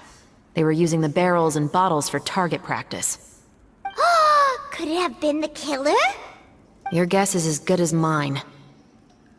Although many people at Fleuve Cendre own guns, few hide the fact. Anyway, let's go. There might be more to this.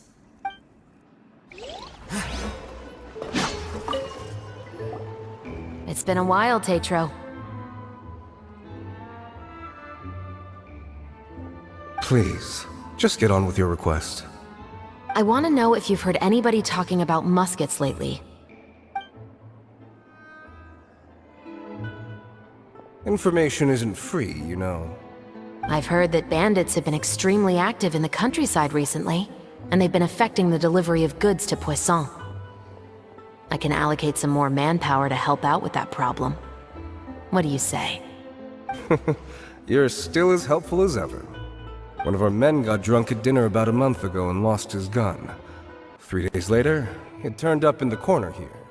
What's weird about that? He just forgot where he put it, right? This is Fleuve Cendre, my friend. Anything of value left in the tavern won't, but that gun turned out to be an exception. It didn't get any new wear and tear on it, and didn't even appear to have been fired. We were quite mystified as to what could have happened. I suspect it came back because the weapon was already known to the guards. You mean, a criminal was afraid the Marechaussee Phantom would use the shot marks to track them down? Maybe. But if that's the case, the culprit really— I didn't say anything about a criminal. In Fleuve Cendre, knowing who was killed is as easy as knowing what clothes you're wearing today. It's the guy living in the east side, isn't it? I've never liked him. Every time he's here, he just orders a drink and sits there with a nasty look in his eyes. So, who was the one who lost the gun in the first place? Don't bother. Even if you ask, he wouldn't admit to owning a gun to some strangers. Not to mention the— He's right. I know you grew up here, Chevres. Even though you're on good terms with the Spina, you've still been gone too long. Not many people know you here now, and a lot of people don't like the Special Patrol. I know. So take my advice and don't show your face too much around here. It's for your own safety. I'll come and go as I please, and I'm afraid I'll be appearing more often due to my work. All right. Don't say I didn't warn you. Seems like that's all we'll be able to uncover for today. Paimon feels like we managed to learn a lot more here than up on the surface. Yes. Assuming that everything we found is indeed connected to our suspect, then their timeline was probably something like this. A month ago, our suspect found a gun and took it home to disassemble it. Once he'd figured out its mechanics, he brought it back. In the following weeks, he used some parts to create his own makeshift musket, and took it to the Fleuve Cendre for target practice. Then, a few days ago, he found his target and carried out the murder. Once the deed was done, he left a rainbow rose on the body, just like the scene in the novel. That all makes sense to Paimon, but we're still no closer to figuring out the killer's identity! The deceased was a resident of Fleuve Cendre. It's said that he was a poor, solitary man. Yeah, that's also something I'm trying to figure out. If we are indeed following the novel, and there's a story behind the murder, then this murder should be an act of vengeance. But according to our investigation, the deceased didn't have any enemies. He was no saint, but no one's heard of a rival who hated him enough to shoot him dead, much less care to leave a rose on his body. What message is the killer trying to convey, and to whom exactly? We've thoroughly investigated that possibility. He claims to have spent the whole day at the Opera House on the day of the murder, and the staff there have confirmed his account. Okay, so he has an alibi. Not only that, he lacks a credible motive as well. He has a family of his own, and both of his parents are still alive. I've looked into his records. He was adopted at the age of 6, and all the proper procedures were followed. There are also records of him at an orphanage before then. In the story, the mother of the 2 musketeers was murdered after the children turned 10. Of course, he could have changed the children's ages, but I don't want to assume anything without evidence. More importantly, I've also had a chat with him in person. He didn't seem like the kind of person who would pull the trigger to kill a man. Then, what should we do now? We have all this new information, but it doesn't help us move forward. Investigations take time. I didn't expect us to catch the culprit in just a single day. How about this? Let's spend the next few days filming with the crew. We can continue the investigation once we're done with the film. I'm sure that given time, new leads will present themselves. Wait, but weren't you saying Intel is like small, remote islands in the middle of the sea just a moment ago? Wouldn't you just miss them if you were to stop looking? Ah, but the book had more than one reference to the islands, Paimon. Oh? What else did it say then? As long as you spend enough time sailing through the fog, you'll eventually come across an island.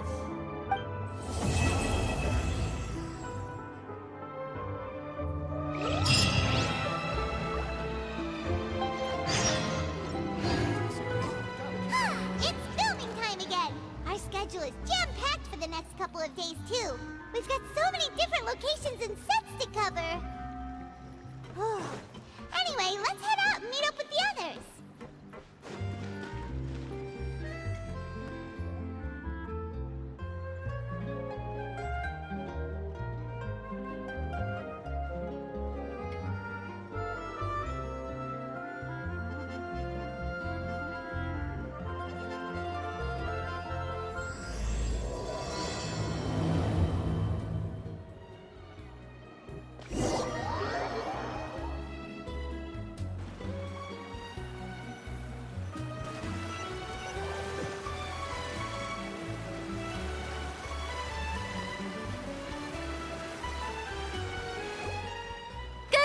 Everyone, we're looking to wrap with our two main ladies today. I can already smell our success. What do you mean, looking to rap? Oh, aren't you the expert now? This upcoming scene is the two Musketeers' final confrontation with the Baron. There will be quite a bit of action, but no choreography beyond what we've already rehearsed. Anyway, get ready. Lights, camera, action! The view is beautiful tonight. It reminds me of that fateful night 10 years ago. And now that I've said it, I can even make out the faint fragrance of herbal tea in the air. Enough, villain! It's time that you pay for the death of our mother!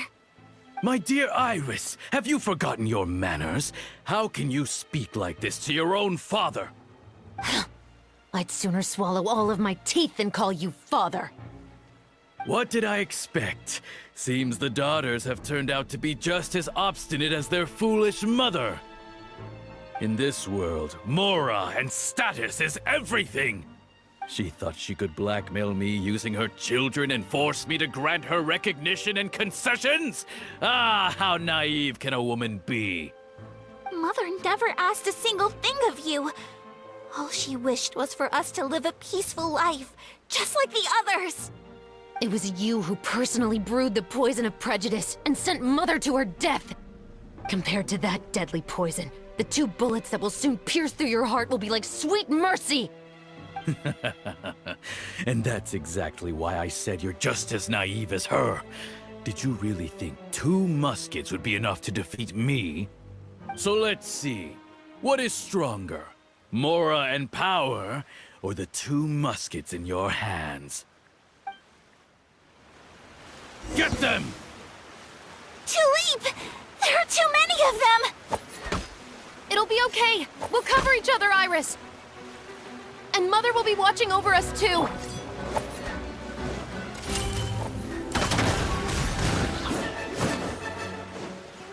Justice will prevail!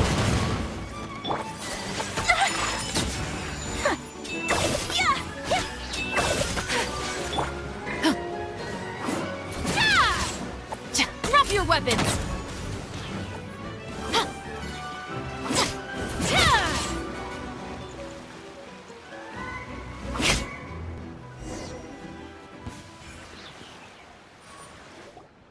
You've lost.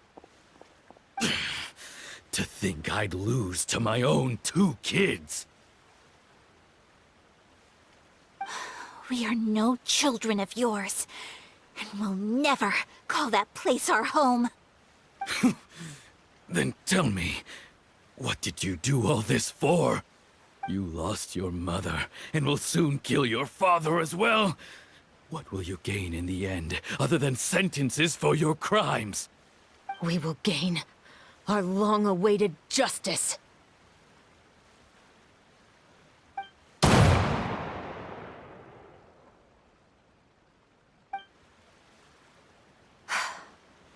It's over. Finally, it's over.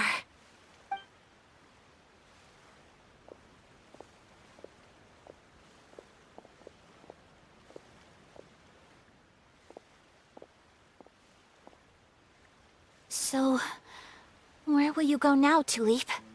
I'm not too sure, Iris. Maybe somewhere with lots of flowers? After all, Mother always did love going where the blossoms were. What about you? I want to go visit Mother's grave. Yeah, that's not a bad idea. Huh? Tulip, look! What is it? It's Mother's favorite. The rainbow rose. Look, it's blooming again.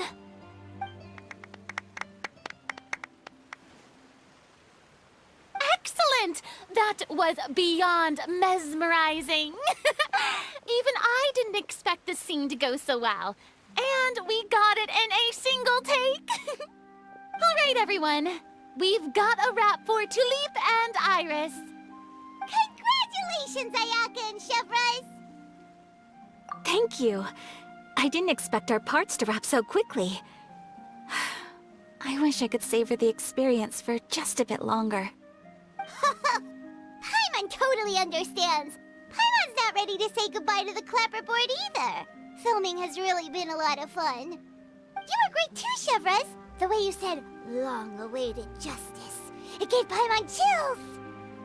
That is indeed my favorite line in the whole book. I still remember trying to act it out in my room the first few times I read it. Whoa, Paimon would have never guessed you're that type. Who doesn't like stories where the guilty are punished and justice prevails over evil? Don't forget, I'm the captain of the Special Security and Surveillance Patrol. Captain, I have something urgent to report. Please excuse me, everyone. I'll be back in just a moment. It's okay, don't worry about us.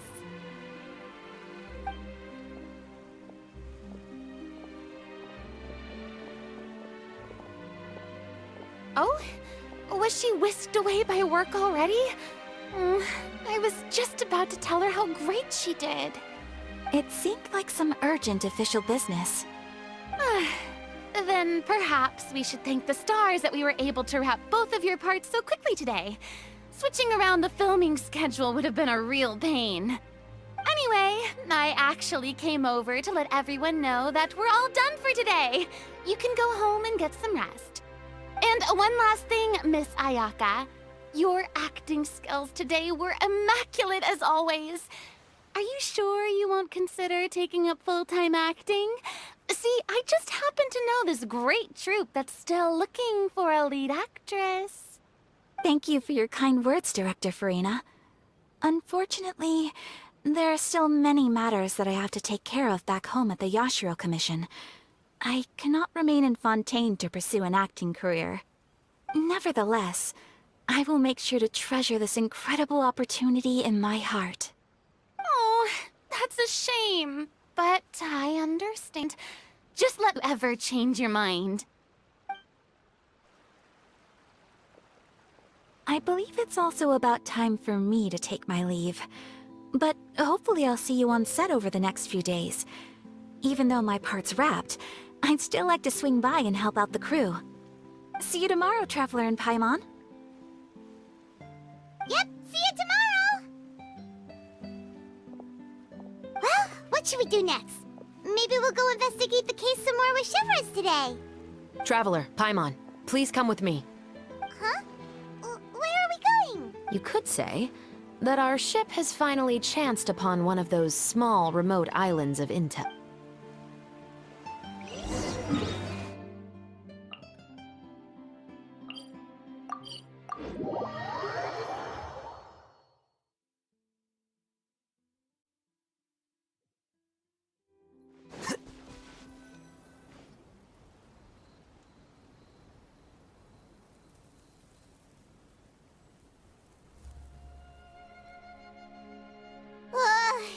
Paimon's exhausted. Paimon definitely didn't expect having to float this far after a full day of filming. So, Chevres, why did you take us here? Affirmative. It wasn't anything conclusive, but it should show us a clear way forward. Have you ever heard of someone by the name of Emily? Oh, you mean that famous perfumer? She's a good friend of mine. She's lent me her aid several times in the past to resolve some difficult cases. After I discovered the rainbow rose at the scene of the murder, I sent it to her. After all, she's probably the foremost expert on flowers and scents in all of Fontaine. And then? There was nothing remarkable about the flower or the trace amounts of soil left on it. But according to Emily, the rainbow rose left by the killer was derived from a very rare cultivar. Huh. Paimon didn't know that there were different varieties of rainbow rose. Paimon just thought they grew everywhere in the wild. Flowers that are deliberately cultivated will always show some different features from those that bloom in the wild. We already knew that the rose left at the scene belonged to a special cultivar, but with Emily's expertise, we were able to pinpoint the place where it was first picked from. Oh, Paimon gets it now. So whoever first planted that rainbow rose was probably the killer! Precisely. And after we checked what we learned against some sales records from the past, we discovered that there's only one person in all of Fontaine who could grow and sell this specific cultivar. Really? And who is it? It's the novelist. But didn't you say he had an alibi? To be clear, I haven't changed my mind about him. I still don't think he was the one who pulled the trigger.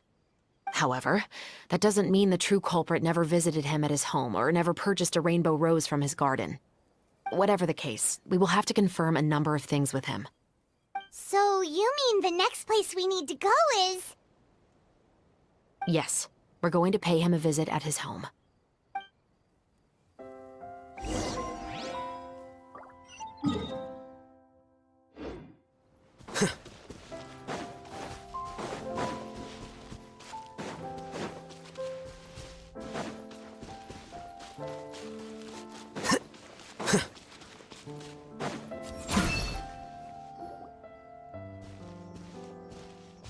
That should be his house. There are so many Gardamex stationed around the place. That's pretty unusual, right? According to what he told me last time we spoke, he hired them so he won't be harassed or disturbed. Huh. So there are a lot of flowers in his garden, but Paimon doesn't think we'll be able to pick one without alerting the Gardamex. Right, which is exactly why I think there has to be a special connection between him and the killer. So, should we knock? Just wait here for now. I'd like to take care of a number of those Gardamex first. But they're so far away. How are you planning to do that?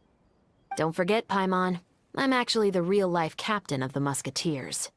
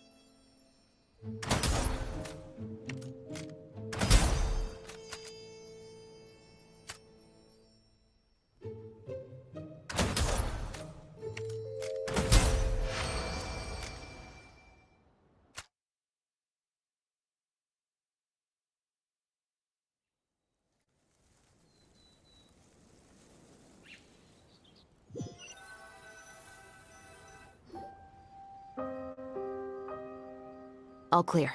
Let's go. a little nervous now that we know he could be the killer. Can we go over our plan of action again? I'll go knock on the door and make sure it's safe inside. Once we're sure that we're in the clear, I'll ask him to come with us for a quick round of questioning at the guard's headquarters. But can't we just arrest him? We still have no evidence that he's the killer, or that he lent the killer any direct aid. Still, it would be appreciated if you could pick a rainbow rose from his garden for me while I'm talking to him. It'll help the Marechaussee Phantom confirm Emily's theory. Sure, no problem. Just be careful, Chevros.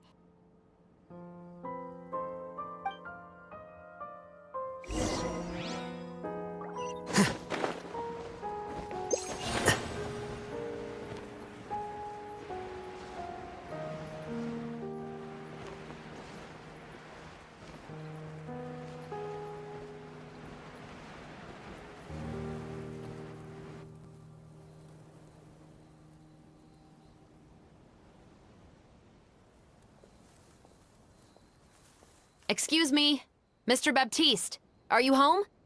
Who could it be at this hour?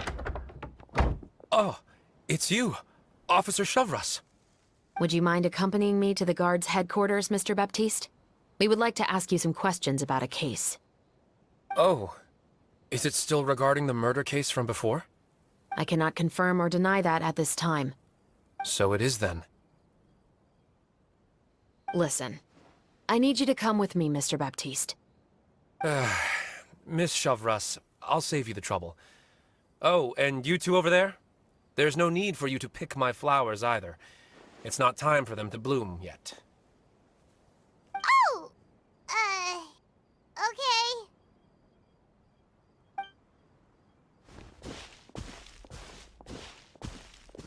By saving me the trouble, you mean... I will confess. I was the killer. Huh? He just admitted he's guilty! Please relax, everyone. I'm not armed. The musket you're looking for has been buried in my backyard. Then it's my responsibility to inform you, Mr. Baptiste, that everything you say right now will be used as evidence for the inevitable trial. Yes, I am perfectly aware of that. I must say, I hate this feeling. Oh? Is it because I confessed? Or because you've been proven wrong? Both, I suppose. For the same reason as the one I wrote out in my novel, of course. I did it to exact revenge. I know you haven't figured out the link between the two of us. Had you done so, I'd have been taken away to the headquarters a long time ago. But that won't stop me from always remembering his grotesque face. After all, he was the one who killed my mother. Your mother is still healthy and well. You know, I was adopted as a child. I was referring to my birth mother. That was never recorded in the orphanage's records. Please forgive a 6-year-old child for concocting some lies to protect himself after watching his mother die right in front of him. So, your novel, it was like a record of your life? No, of course not. It was a work of fiction with many embellished parts. But I am indeed the illegitimate son of a wealthy and influential man who abused his power to murder my mother. That part was 100% real. But the man you killed didn't have a Mora to his name. He was a hired assassin. An irredeemable beast who sank his fangs into a defenseless woman just for a few bags of Mora. But if that's really the truth, you wouldn't be telling us any of this now. You still haven't managed to take revenge against your father, the true mastermind behind it all. I never thought I'd hear that kind of thing from the captain of the Special Security and Surveillance Patrol. I'm simply skeptical about your motives. It's simple, really. I've grown tired of everything and don't want to shoulder this burden anymore. You may have considered me too soft to pull the trigger. Well, as it turns out, you are exactly right. I've become overwhelmed by the aftermath of the murder. So you're going to call a stop to your revenge, just like that? The true mastermind is too rich and too powerful for me. I've accepted that I will never be able to avenge my mother alone. And so what? The characters in your book never gave up. Now, Officer Shavras, I'm the one who has killed a man, aren't I? Are you trying to convince me to commit another crime? What's your father's name? How do you plan to prove the veracity of all of your claims? Well, I'd like to speak with you privately. Sure. Why don't we speak privately at the guard's headquarters? No, it has to be here. I must ensure that we won't be overheard. Fine. Let's talk here. When I said won't be overheard, I meant by anyone. I would like to speak with you and you alone.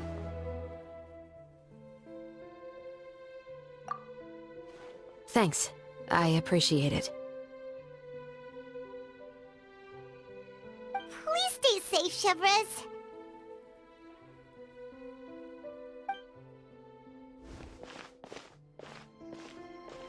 All right. Let's hear it. Will you really believe what I'm about to say? Well, that depends on what you're going to tell me. Fair enough. Fair enough. Then listen closely.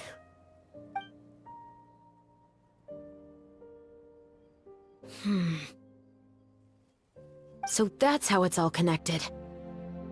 So, it seems you believe me after all. Do you want me to go public with this? No, of course not. At least, not right now. Then why did you bother telling me? You've read my work. What do you think? Even if you were to go public with all of this right now, he'd simply deny everything. It's been too long. Almost 20 years. Anything that could be used as evidence has long faded away. Even if there might have been a solitary island of truth once upon a time, it has long sunk beneath the waves by now. Justice will never find him. Not if you don't try. I know that as the captain of the Special Security and Surveillance Patrol, you will always stand on the side of justice. But do you really think a cushy life in prison really constitutes justice for him? I bet he could lead an extremely comfortable life in the fortress of Meripede. What are you trying to say? I've been observing you from a distance. Your portrayal of the musketeer was exquisite. Pull the trigger of justice against him. Let the villain get what he deserves. You want me to let you go so you may complete your revenge? No, Officer Shavras. I know that would be impossible. No. What I'd like is for you to perform the deed on my behalf. Oh, Shavras sure is taking her time. What could they be talking about anyway? Oh, Paimon's worried. What if he decided to attack her? Oh, you do have a point. Still, do you have any idea who the rich person might be? And why the novelist doesn't want us to hear what he's saying to Shavras? Sorry to keep you waiting, you two. Hey, how did your talk go? I've already sent someone to escort Baptiste back to the headquarters for questioning. He wasn't lying about the musket. It was indeed buried in his backyard. But what about the name? Did he tell you the name of the rich guy? Yes, he did.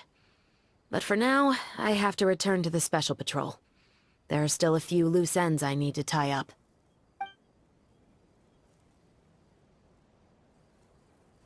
I'll probably be quite busy over the next few days, so apologies if you don't see me on set. All right, Paimon understands if you can't tell us everything you know. We'll just keep an eye on the Steambird then. Actually, there's still something else I need your help with.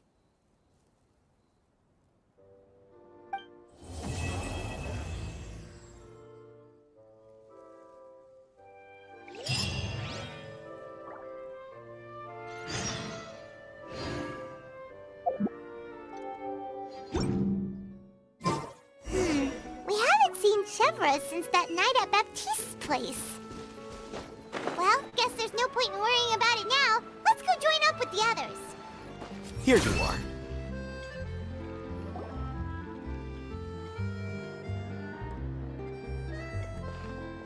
Good morning! Hayaka and I were just talking about you. Is Severus still not joining us today? Probably not. We haven't seen her either. Huh? That's such a pity. Director Farina said that we've only got a few small scenes left before wrapping up the entire thing. She even said that she'll get me into a couple scenes, so everyone will have a chance to shine in front of the camera. We were also planning on having a victory feast once we're all finished filming. You can join us, right? If only Severus was here. I still haven't taken a photo with her. I'm afraid that can't be helped. Those special patrol folks are like phantoms when they've got a case on their hands. But to be honest, I'm even more concerned by what I read in the Steambird earlier this morning. It said that the killer in the murder case was none other than the author of the Two Musketeers. Oh yeah, I heard about that too. He came forward and confessed his crimes, but gave no explanation as to why he pulled the trigger. We didn't know about this case at all when we joined the film. Is it going to affect the reception of our work? From a pure publicity standpoint, this will draw a lot more attention to our film. I have to say, though, that no director can be perfectly comfortable with garnering attention through means other than artistic skill. To be fair, I feel like that ship sailed the moment you allowed yourself to be named as the director on our posters. It's not my fault that I'm super popular. What was that saying again? My popularity has, Sunk to an all-time low? spread to the four corners of Teyvat.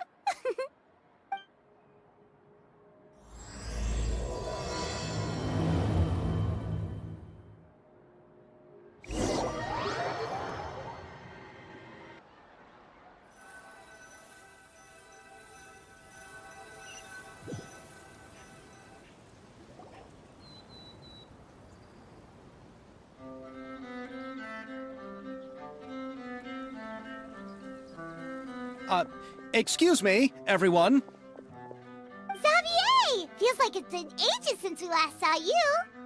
I've been talking non-stop with the Film Association, and I'm absolutely swamped trying to coordinate the film's marketing. So forgive me for not being around more often, but please believe me when I say that I will make sure everyone's hard work gets the exposure it deserves. Oh, seems like you've been fighting your own battles. Yes, that's one way to put it. Oh, and before we begin the final round of filming, please allow me to finally introduce you to the original investor of our film, Mr. Morris. A pleasure to meet you all. Yes, glad to make your acquaintance, Mr. Morris. We've heard about the issues you've encountered with your financial situation, and genuinely hope that things have taken a turn for the better. Oh, well, the situation has, indeed improved somewhat. Don't worry, Mr. Morris. Accidents and last-minute challenges happen all the time. There's no need to blame yourself over it. The good news is that we're almost done filming now, and I would even say that this is the best story I've ever seen. Is that so? I say that's great news. All right, now that we've gotten all the pleasantries out of the way, let's get the show on the road. We'll mostly be filming typical people and scenery from the streets today to improve the sense of environmental ambiance in some parts of the film. Oh, and there'll be a cameo for Mr. Kamisato and Miss Yoimiya as well. They'll be used to show outsider perspectives on the fates of the two musketeers. That's right. Ayato should be here any minute. Excellent! Then let's start with the scenery shots. Camera and clapper loader, you're up. Yep, we'll be ready. Remember, all we need are some wide zoom shots of the streets. If you happen to find some particularly lovely patches of flowers and grass, feel free to grab some close-ups of those as well. Ready? Lights! Camera! Action! Okay, now move the camera slowly.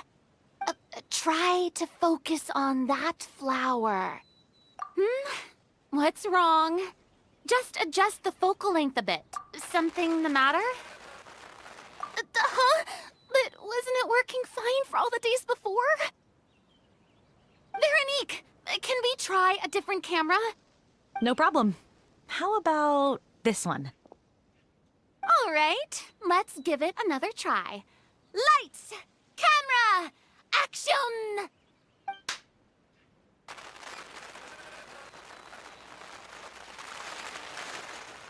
Don't tell me.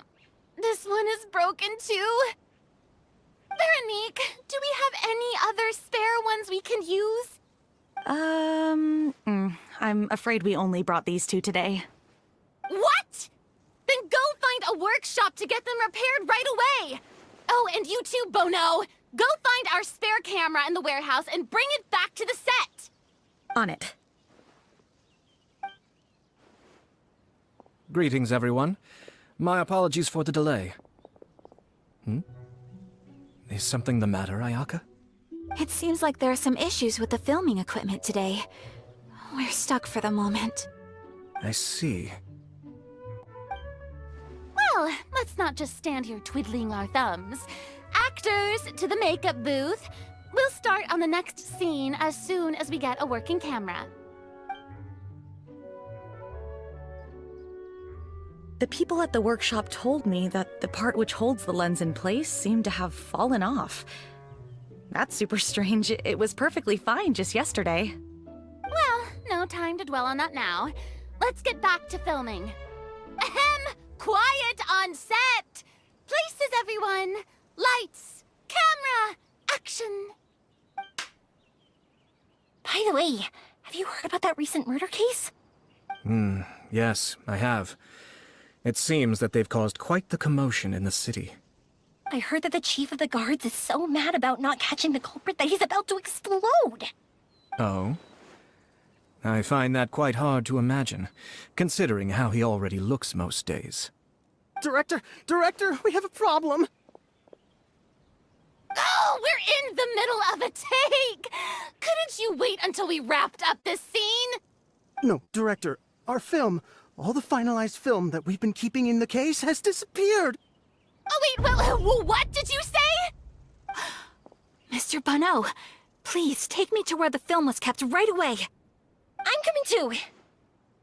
No, Yoimiya, you have to stay here. Oh. Okay, listen up. Everyone who's not working on this current scene can go with Bono to look for the film. Everyone else, stay put and wrap up the scene. Unbelievable. How could all these problems happen in just one day? We're back. How did it go? Did you find the film? We found it in the sewers. Huh? In the sewers? Is the film still okay? We discovered it just in time, so we should still be able to salvage it. The others are checking now to see if we lost any specific scenes. Oh, you scared me for a moment there. I nearly thought we had lost everything. I really don't want to experience that feeling of despair again.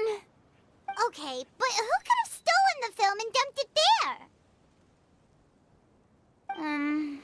Could it be, some competitors working on other films?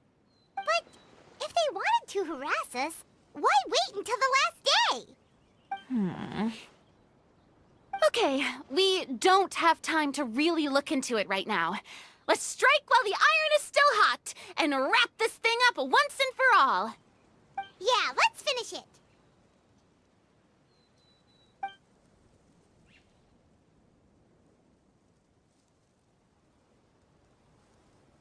I would like to officially announce that our entry to the festival, The Two Musketeers, has now concluded filming! Paimon is spent. It's so late already.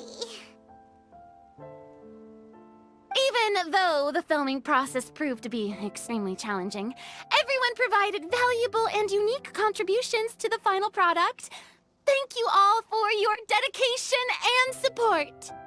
And just like Director Farina, I would also like to extend my most heartfelt thanks to all of you. Really, you've all helped me so much. All right, let's save the awards speech for later, and hopefully also get some rehearsals in before the real thing. Anyway, now it's time to party! Let's all make our way to the beach and have a celebration feast so loud and fun that even the blubber beast will want in. Party, party! Paimon wants to party!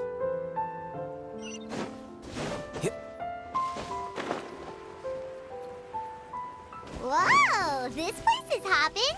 Everyone's finally getting to relax after wrapping up the film. Let's go chat with someone. Oh, this is turning out to be quite the party.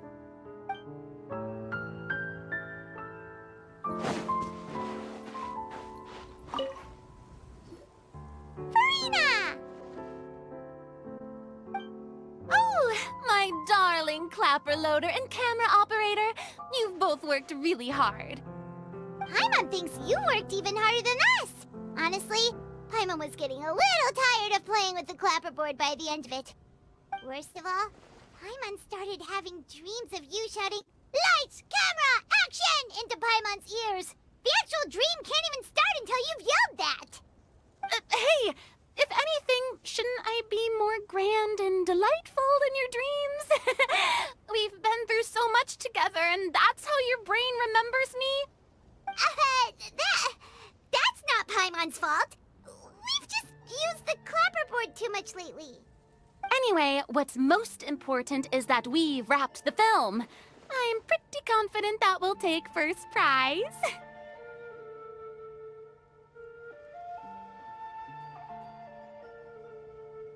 Hey, no need to mention the official name. Wait, now that you mention it, if we did win the prize, would Farina just get a statue of herself?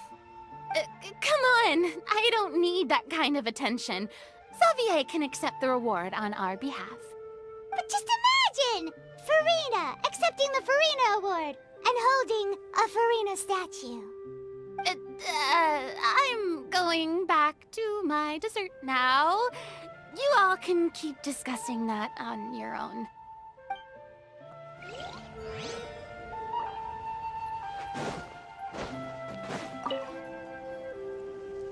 Hey, Ayato! How's your work been going? Everything went rather smoothly. Thank you for your concern. Ayato told me that we've already confirmed the dates for some Inazuma Fontaine cultural exchange events. So the next time we visit, we'll be doing so in our capacities as the representatives of the Yashiro Commission. Oh, that's great! Then maybe Paimon will be able to find Fontaine detective novels in Inazuma from now on! Oh, wait. Wouldn't Yae Miko get upset if that happens? That would be stealing some of her business. You've got a point. She's always complaining that light novels have become bland and too predictable after all. The cultural exchange won't only feature literatures of both nations, of course. We have also made plans for cross-cultural engagements in the fields of gourmet cuisine, toy making, and artisan craftsmanship. Wow! Paimon's getting super excited now! When the time comes, be sure to visit and participate in all the events.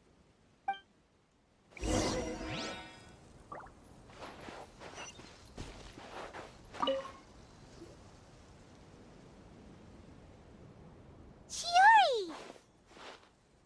Hey, you two. Are you not really into these kinds of big social occasions? Not particularly. But this is still better than Fontaine Fashion Week. But if this film becomes a big hit, people will definitely come flocking to your shop. Yes, that's highly likely. As long as the film can premiere as planned. Are you still worried about the case? That and all the obstacles we had to face today. You're right. It's as if all our bad luck just manifested at once. But why today of all days? No, it's nothing. We've already delivered the film to the editors, so there should be nothing more to worry about. How are you doing, Mr. Morris? You having a good time? Well, you could say that. Do you happen to know when the party is scheduled to end? Judging by how much fun everyone's having, I'd say probably not until well after midnight. Is there something that you still have to take care of at home, Mr. Morris? Oh, well, I'm just not a late-night person, so I might take off shortly. Oh, no! Silly me. I almost forgot something super important. Oh, what is it? I prepared a whole batch of fireworks for the party, but I forgot to bring them over from the warehouse. Fireworks, you say? Well, that's, truly a pity. Sorry things didn't go as planned. Could you help me carry them over, Mr. Morris? I won't be able to fetch all of them by myself. Me? Are you sure that you can't find anyone else? I just wanted to make this a surprise for everyone. The warehouse isn't far from here. We'll be there in no time. Pretty please, Mr. Morris. These are some of the best fireworks I've ever made. So I also want you to see them before you leave. They're stunning. I promise that they'll be a once-in-a-lifetime experience that you'll never forget. But... It's okay. Just come with me. If we're sneaky enough, nobody else will see us leaving. All right. The warehouse is right over here. I moved the fireworks there in advance, so it shouldn't be too much work bringing them back. It's still a ways away from the party. Sorry about that, Mr. Morris. It's probably because I'm used to carrying fireworks all the time, so it doesn't feel like a lot of work to me.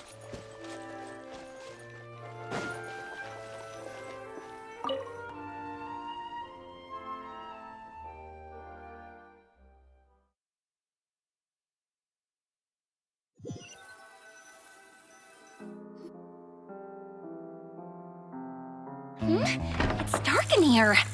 Wait here, Mr. Morris. I think the light switch should be somewhere over here. Why did I have to get roped into this? What was that?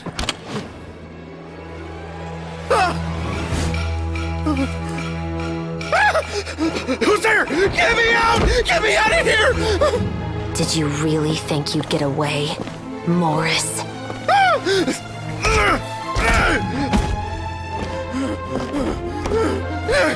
You've got the wrong guy! It wasn't me! I'm not the killer! You know, Eliza died a far more heroic death than this.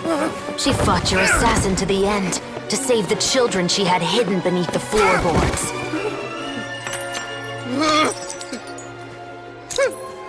That is Eliza's pendant, the one with a photo of you two inside. The one you gave her. Ring any bells? It's a fake! It has to be! There's no way! No way your assassin didn't destroy it, you mean?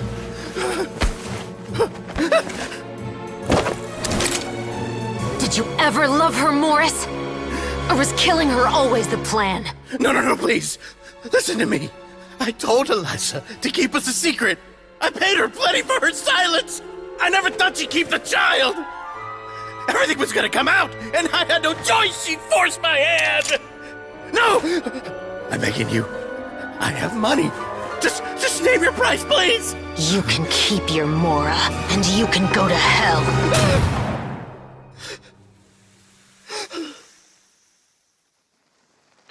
I'm Captain Shovraz of the Special Patrol.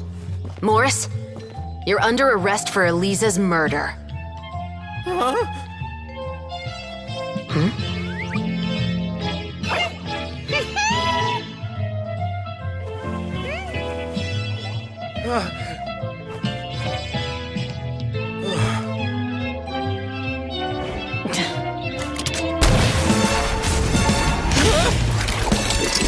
You're under arrest too, prop manager Veronique. Or perhaps I should call you the Second Musketeer.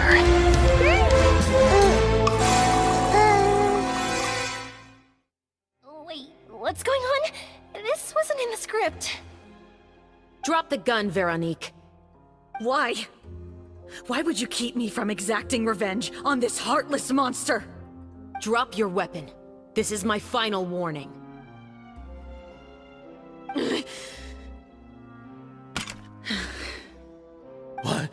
What is going on? Do I have to spell it out for you, Morris?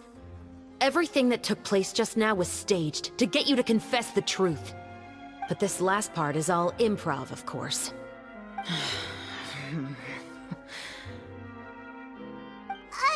Chevrolet, you told us you wanted us to help you stage a play. You never said anything about the Second Musketeer.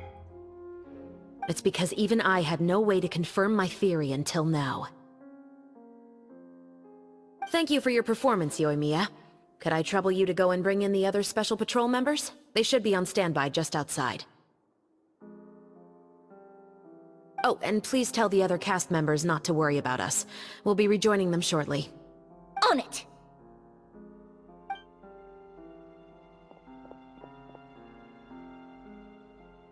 So what do you think, Morris? Care to talk about what happened 20 years ago? My patience is limited, you know.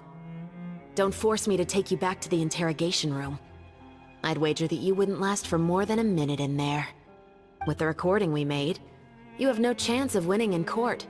Cooperating with us now is the most practical move. All right.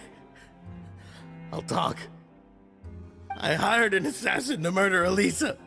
She once worked as a maid on my family's estate. She was very beautiful, and after some time I fell for her. We kept our relationship a secret and carried out an affair for some time, but it wasn't long before she became pregnant. And if my parents ever found out, they would have stripped me of my inheritance and status, driven me out of my home. I also didn't expect Elisa to insist on bringing the pregnancy to term. She even asked me to leave my family and travel far, far away with her. She believed that you were truly in love with her. I didn't have a choice. I gave her a large sum of mora, told her to leave the family and to get rid of the baby. But then years later, she sent me a letter. There were photos of 2 children, and she even asked if I could find some time to visit them. Huh? 2 children? Paimon thought Baptiste was the only... you mean... Even if she had the children against your will, you could have just ignored the letter entirely. Why kill her? I had just gotten engaged to be married to an heiress from another wealthy family. So if anyone were to find out about Elisa, my life would be completely ruined. I didn't have a choice. No. You always had a choice. You just made the wrong choice. Again. Do you know how it feels to watch your mother be killed right in front of you? My brother and I were hardly even school age yet. We were hidden beneath the floorboards, grasping each other's hands like a lifeline. We were so terrified that we didn't even know we could ever take a breath.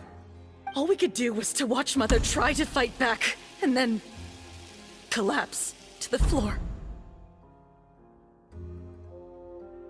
Even after the assassin left, we were still too terrified to leave our hiding spot.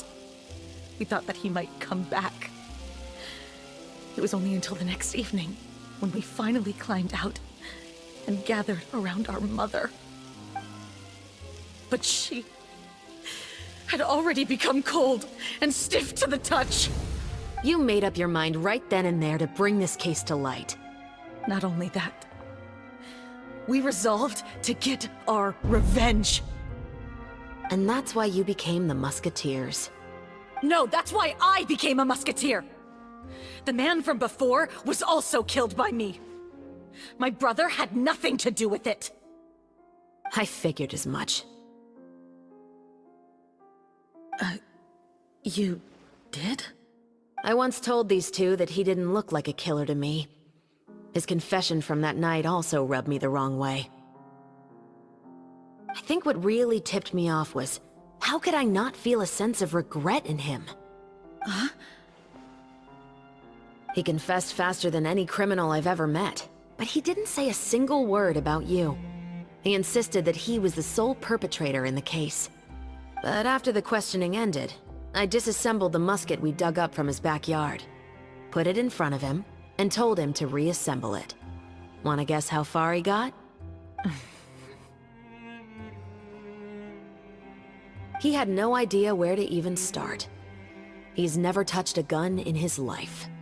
Based on that, I determined that he was not acting alone. He only surrendered himself to draw our attention and create a moment of opportunity for his partner. So, I decided to play along. And as expected, the second musketeer followed us without hesitation once she saw Morris get separated from the rest of the cast. Besides, why else would he call the novel The Two Musketeers? But how did you know it was Veronique? I figured it out the moment Baptiste told me his father's name. That so-called financial crisis was all just a ruse. He just wanted to sign up as the investor and then leave the film without any source of funding. After all, he has a vested interest in minimizing the reach of this story. It's really just the same thing as what he did to Eliza all those years ago. Human scum. But then Xavier pulled out all the stops and got the film made against all odds. Morris couldn't have that. With the killer in custody, he figured it was safe to act. And so he came to visit the set today, just as I expected. Wait, so you were behind all those mishaps today?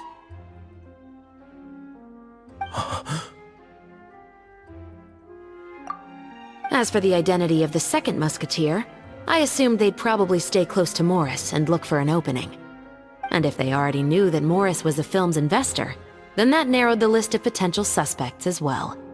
Furthermore, being the props manager would allow the culprit to avoid scrutiny by purchasing mechanical parts in the name of the crew. With that hypothesis in mind, I went back to check Baptiste's orphanage adoption records. Guess whose name I saw on the same page, just a few lines from his. My brother. He trusted you. As in, he trusted me to perform the deed on his behalf? He trusted you to stand on the side of justice. I am. I thought you could do it as well. Oh, the look on your face when you told him to go to hell. I really thought you'd put a bullet in his brain. You know what he has done. Are you telling me that you'd rather see him spend the rest of his life living like a king in the fortress of Meripede? I will never be able to forget the feeling of my mother's cold, lifeless hands. And you would call this ending fair? Is this what you call justice? I won't lie, Veronique. I did hesitate when your brother first told me about the truth. I wondered. I agonized over whether I should really put a bullet in his head. So why don't you? Because that should never be how justice is carried out in this world. Perhaps, to you, justice is simply reciprocated. An eye for an eye, and a life for a life. But everyone has their own understanding of justice. If everyone were to pursue their own definition of it, there would be no more order in this world. Today, you'll kill Morris, and tomorrow, his children may come for you. The world cannot render judgments based on a desire for revenge. That will only lead to a cycle of revenge, as well as the destruction of order and civilized society. Fontaine is founded on a set of laws and a standardized code of justice. That is why we are the nation of justice. But with all that said, I will promise you this. Morris will not lead a cushy life in the fortress of Meripede. Chevrus, the rest of the special patrol is here. Thank you so much, Yoimiya. Letelier, Terena, please take them away.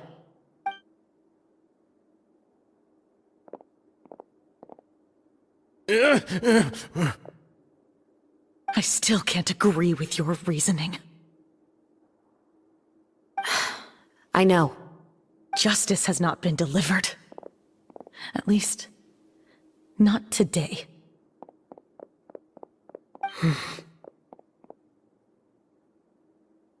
Chevres. Let's go.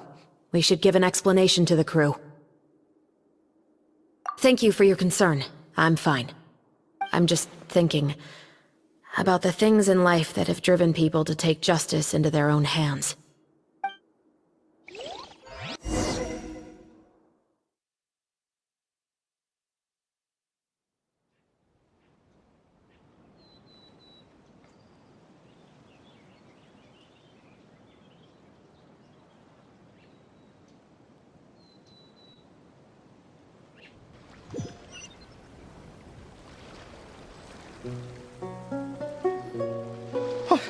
Who would have thought Morris would turn out to be... I'm at a loss of words. How could he have done something like this? I'm just glad that you're all safe and sound. Who knew that such a labyrinth of cases would be behind this story? Well, what should we do now? We have a finished film, of course, but should we still go ahead with the premiere? What do you mean? Shouldn't you be even more motivated to spread the word now that you've learned the truth? Chiori is right. I'd also like more people to see this story for themselves. But the real ending of the story seems to have deviated somewhat from the one in the script. Is that still acceptable to you, Miss Chevres? The call is yours. We still have time to reshoot an ending if that's what you'd like. No, it's fine as is. I like what we have for the catharsis. Romanticism is what gives works of art their appeal. Fiction is able to explore means of restitution that could never work in real life. Just like the real world, the world of stories also has its own set of rules and justice. These different possibilities are what initially drew me to reading in the first place. Sounds good to me. I support your decision. What about Veronique? Will she be okay? She will soon face her judgment alongside her brother and Morris. If I had to guess, they'll probably all be sent to the fortress of Meripede. I'll make sure to give Risley a heads up about it. Oh, you mean that kind of heads up? Exactly. Ahem. All right, then the matter's settled. Now that everything's been taken care of, there's no reason for us to keep looking all gloomy and grumpy. Let's get back to the feast and enjoy each other's company. We'll be starting the post-production process tomorrow. You should join us, Chevres. You missed the first few hours of the party, didn't you? All right. Count me in. Then I'll wait for you over there. There's still some good news that I'd like to share with Chevres. Traveler, Paimon, could you wait for me by the sea after the party ends? I'd like to thank you very much.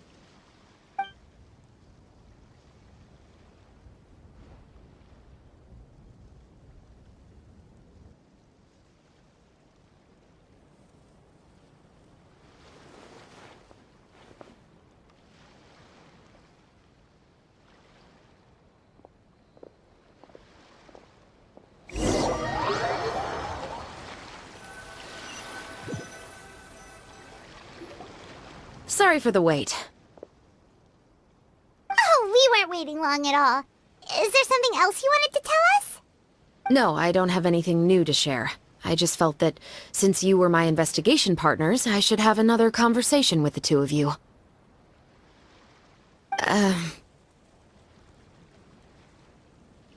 Traveler, how would you have responded to Baptiste's request if you were in my shoes? Is that so? Well, thanks for sharing. When I was young, my father often took me here to swim. We'd come rain or shine, even when it was freezing cold. He told me that swimming was the best activity to train one's strength of will. You could never give up before reaching the shore, especially when the water was cold. Oh? Why's that? Because the moment you give up would be the moment you die. At that point, I still hadn't received my vision. One winter, the chilly wind felt almost like knives on my skin, and the seawater was so frigid that it numbed my toes the moment I stepped in. I cried and begged my father to spare me from having to swim across, but he wouldn't listen. He used to be a member of the Special Patrol as well. You could say it was his way of educating his children. That sounds awful. When he saw that I wouldn't stop crying, he just picked me up and tossed me into the icy water. The bone-chilling cold took away my senses. I couldn't feel anything but fear and rage. I waited for my father to save me, but one look and I knew he'd already started swimming for the opposite shore. I realized that if I were to give up, I really would die right then and there. I used all of my strength to try and catch up to my father. Those few minutes felt longer than my whole life up until that point. I did, however, make it to the other side. I've never felt afraid about anything in my life after that, nor have I ever cried again. That way of teaching would have never worked on Paimon. Yeah, I don't think that was the right method for anyone. It's just that, working now as I am in the pursuit of justice, I still sometimes feel like I've been tossed into that winter sea all over again. The anger and the helplessness. Chevres. But the worse I feel, the more I know to never give up. The alternative would be to forever lose myself among the waves. Anyway, how about a race? Neither of us will drown, but we can still see who swims faster.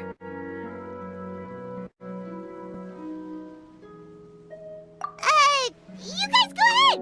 Paimon will grab the clapperboard to mark the start of the race.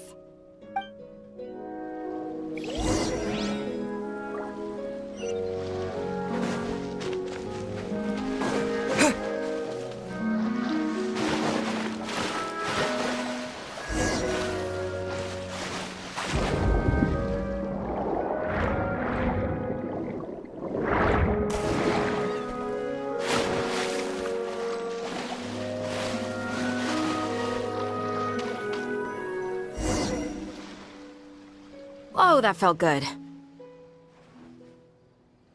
You were so fast in the water, Chevres! You were swimming even faster than Paimon can fly! So, about the Special Patrol, did you join because of your dad? Partly, but I'd say I was more inspired by the heroes I read about in stories growing up. Oh, so it's due to your love of stories! Of course, it was only after I joined the Special Patrol that I learned that truth is often stranger than fiction. Come on, let's walk a bit more.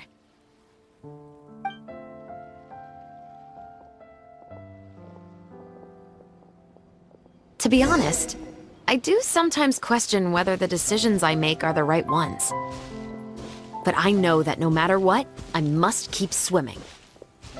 Because the only thing I've got my eyes on is the shore in the distance.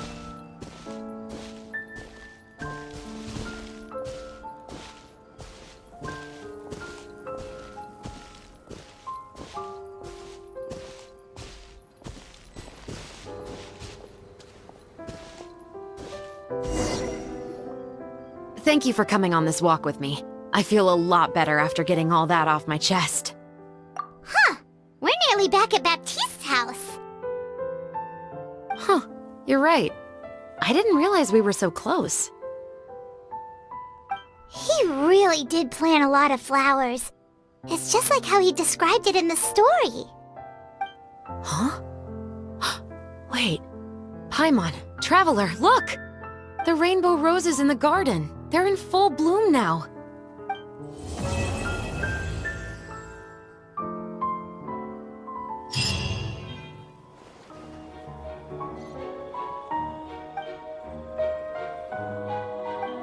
Xavier, it's been a while. Hey there, you two! Sorry I've been scarce. I've been buried in marketing and preparing the film for release ever since we wrapped post-production. The award ceremony is today, right? Paimon wonders if we'll win the Farina Award. I'd give it a 90% chance. Farina! Oh, Paimon didn't know you were already here. You're earlier than everyone else. I'm sure the others will also be here in no time. Xavier, if we end up getting called on stage, shouldn't you come up with a name for our crew? But we don't even know if we're going to win. I wouldn't want to jinx our chances by celebrating early. Just prize! Surely you've seen the audience's reactions to our film. We've had nothing but critical acclaim. You've also had conversations with the Opera House's operating staff, right? Didn't they want to increase the number of showings? With the more you've made from the box office, you can now open your very own film company. But that's all credit to my amazing crew. You've all helped to make this a reality, so I can't be the only one asked to come up with a name. Well, give it some thought. I'm sure the crew will respect your choice. All right, but before that, Traveler and Paimon, could I trouble you to quickly pay a visit to the Fortress of Meripede? Huh? But shouldn't we stay for the award ceremony? I wanted to ask you two to invite Shavraz to join us at the ceremony. She's one of the lead roles, after all. I haven't been able to find her recently, so I haven't had the chance to invite her personally. According to the papers, the culprits of the musket murder case will be personally escorted today by the captain of the Special Patrol to the Fortress of Meripede. Oh, Paimon gets it now. Yep, just wait here, Xavier, and maybe try to come up with a few snappy-sounding names. All right, then I'll leave you to it.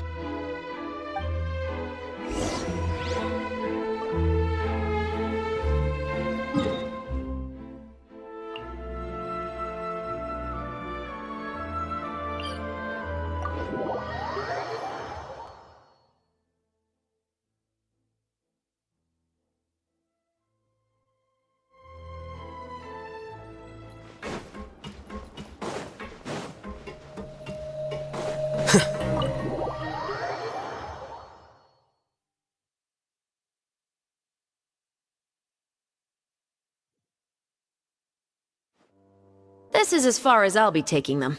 I'll leave the three of them to you now. Got another errand to run?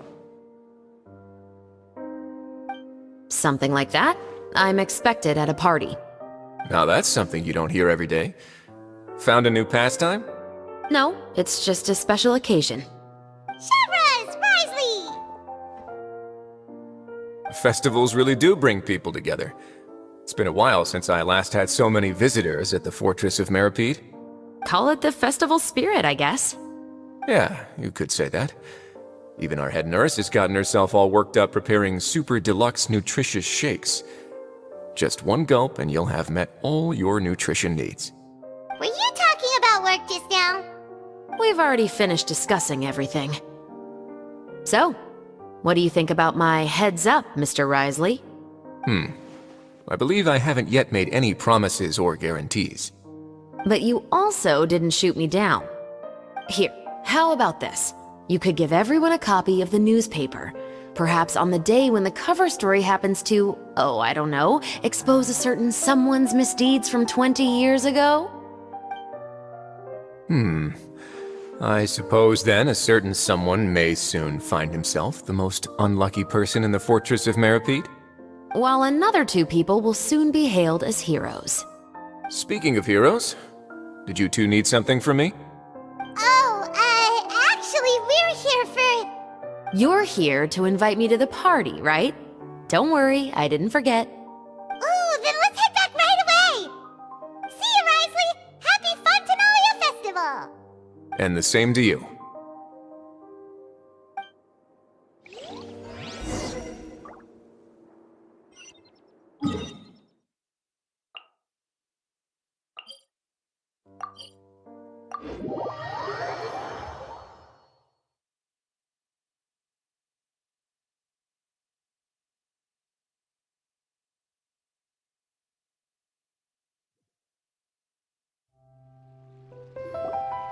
And the winner of the Farina Award for the first Fontanalia Film Festival is...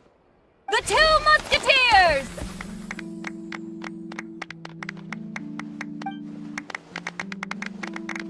We won! We really won! Congratulations, Mr. Xavier. We won? I can't believe it! I really can't thank all of you enough! See? My takes on Fontaine's entertainment industry have never been wrong. Now, please welcome to the stage the producer of the Two Musketeers, Mr. Xavier!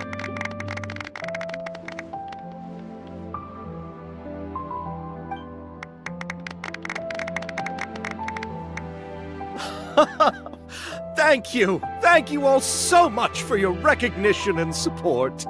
While I'm up here, I would love to give special thanks to... Time really flies, huh? It certainly feels that way. It feels like it was only yesterday when you were teaching me to hold a musket. Will you come back to Fontaine again? Of course! I'm very fond of this city. There are so many novel and interesting things that it's been hard to keep track of them all. But how about you? Would you be interested in visiting Inazuma? I can't say the thought has crossed my mind before, but I'd be willing to consider it now. I will be eagerly awaiting your visit. It would be wonderful if you could visit my home and enjoy a taste of our tea and desserts. Yeah, let's keep in touch. Did you accomplish all you came here for? Yes. And you should visit Inazuma again sometime. How has Ogura and her business been? To my knowledge, she's doing quite well. Tell her I said hi. I certainly will. I heard the thunderstorm has stopped. Yes, and the war has also been brought to an end. Peace and prosperity has returned to the islands. I quite like the sound of that. Perfect for hanging textiles out to dry. I'd like to offer my thanks again to the entire cast and crew. Without you, I would have never completed this film, much less had the opportunity to be standing on this stage. With the support of my entire crew, I would like to officially announce our film company, Musketeer Pictures! Ho-ho! That has a really nice ring to it. Then in that case, let's please welcome all the members of Musketeer Pictures onto the stage for a commemorative photo. Oh, Paimon didn't know we'd also be taking pictures. Director Farina, I believe you are the most deserving person to raise this trophy. Huh? No. There's no need. It's so embarrassing. It's an honor the director deserves. Yes, I agree.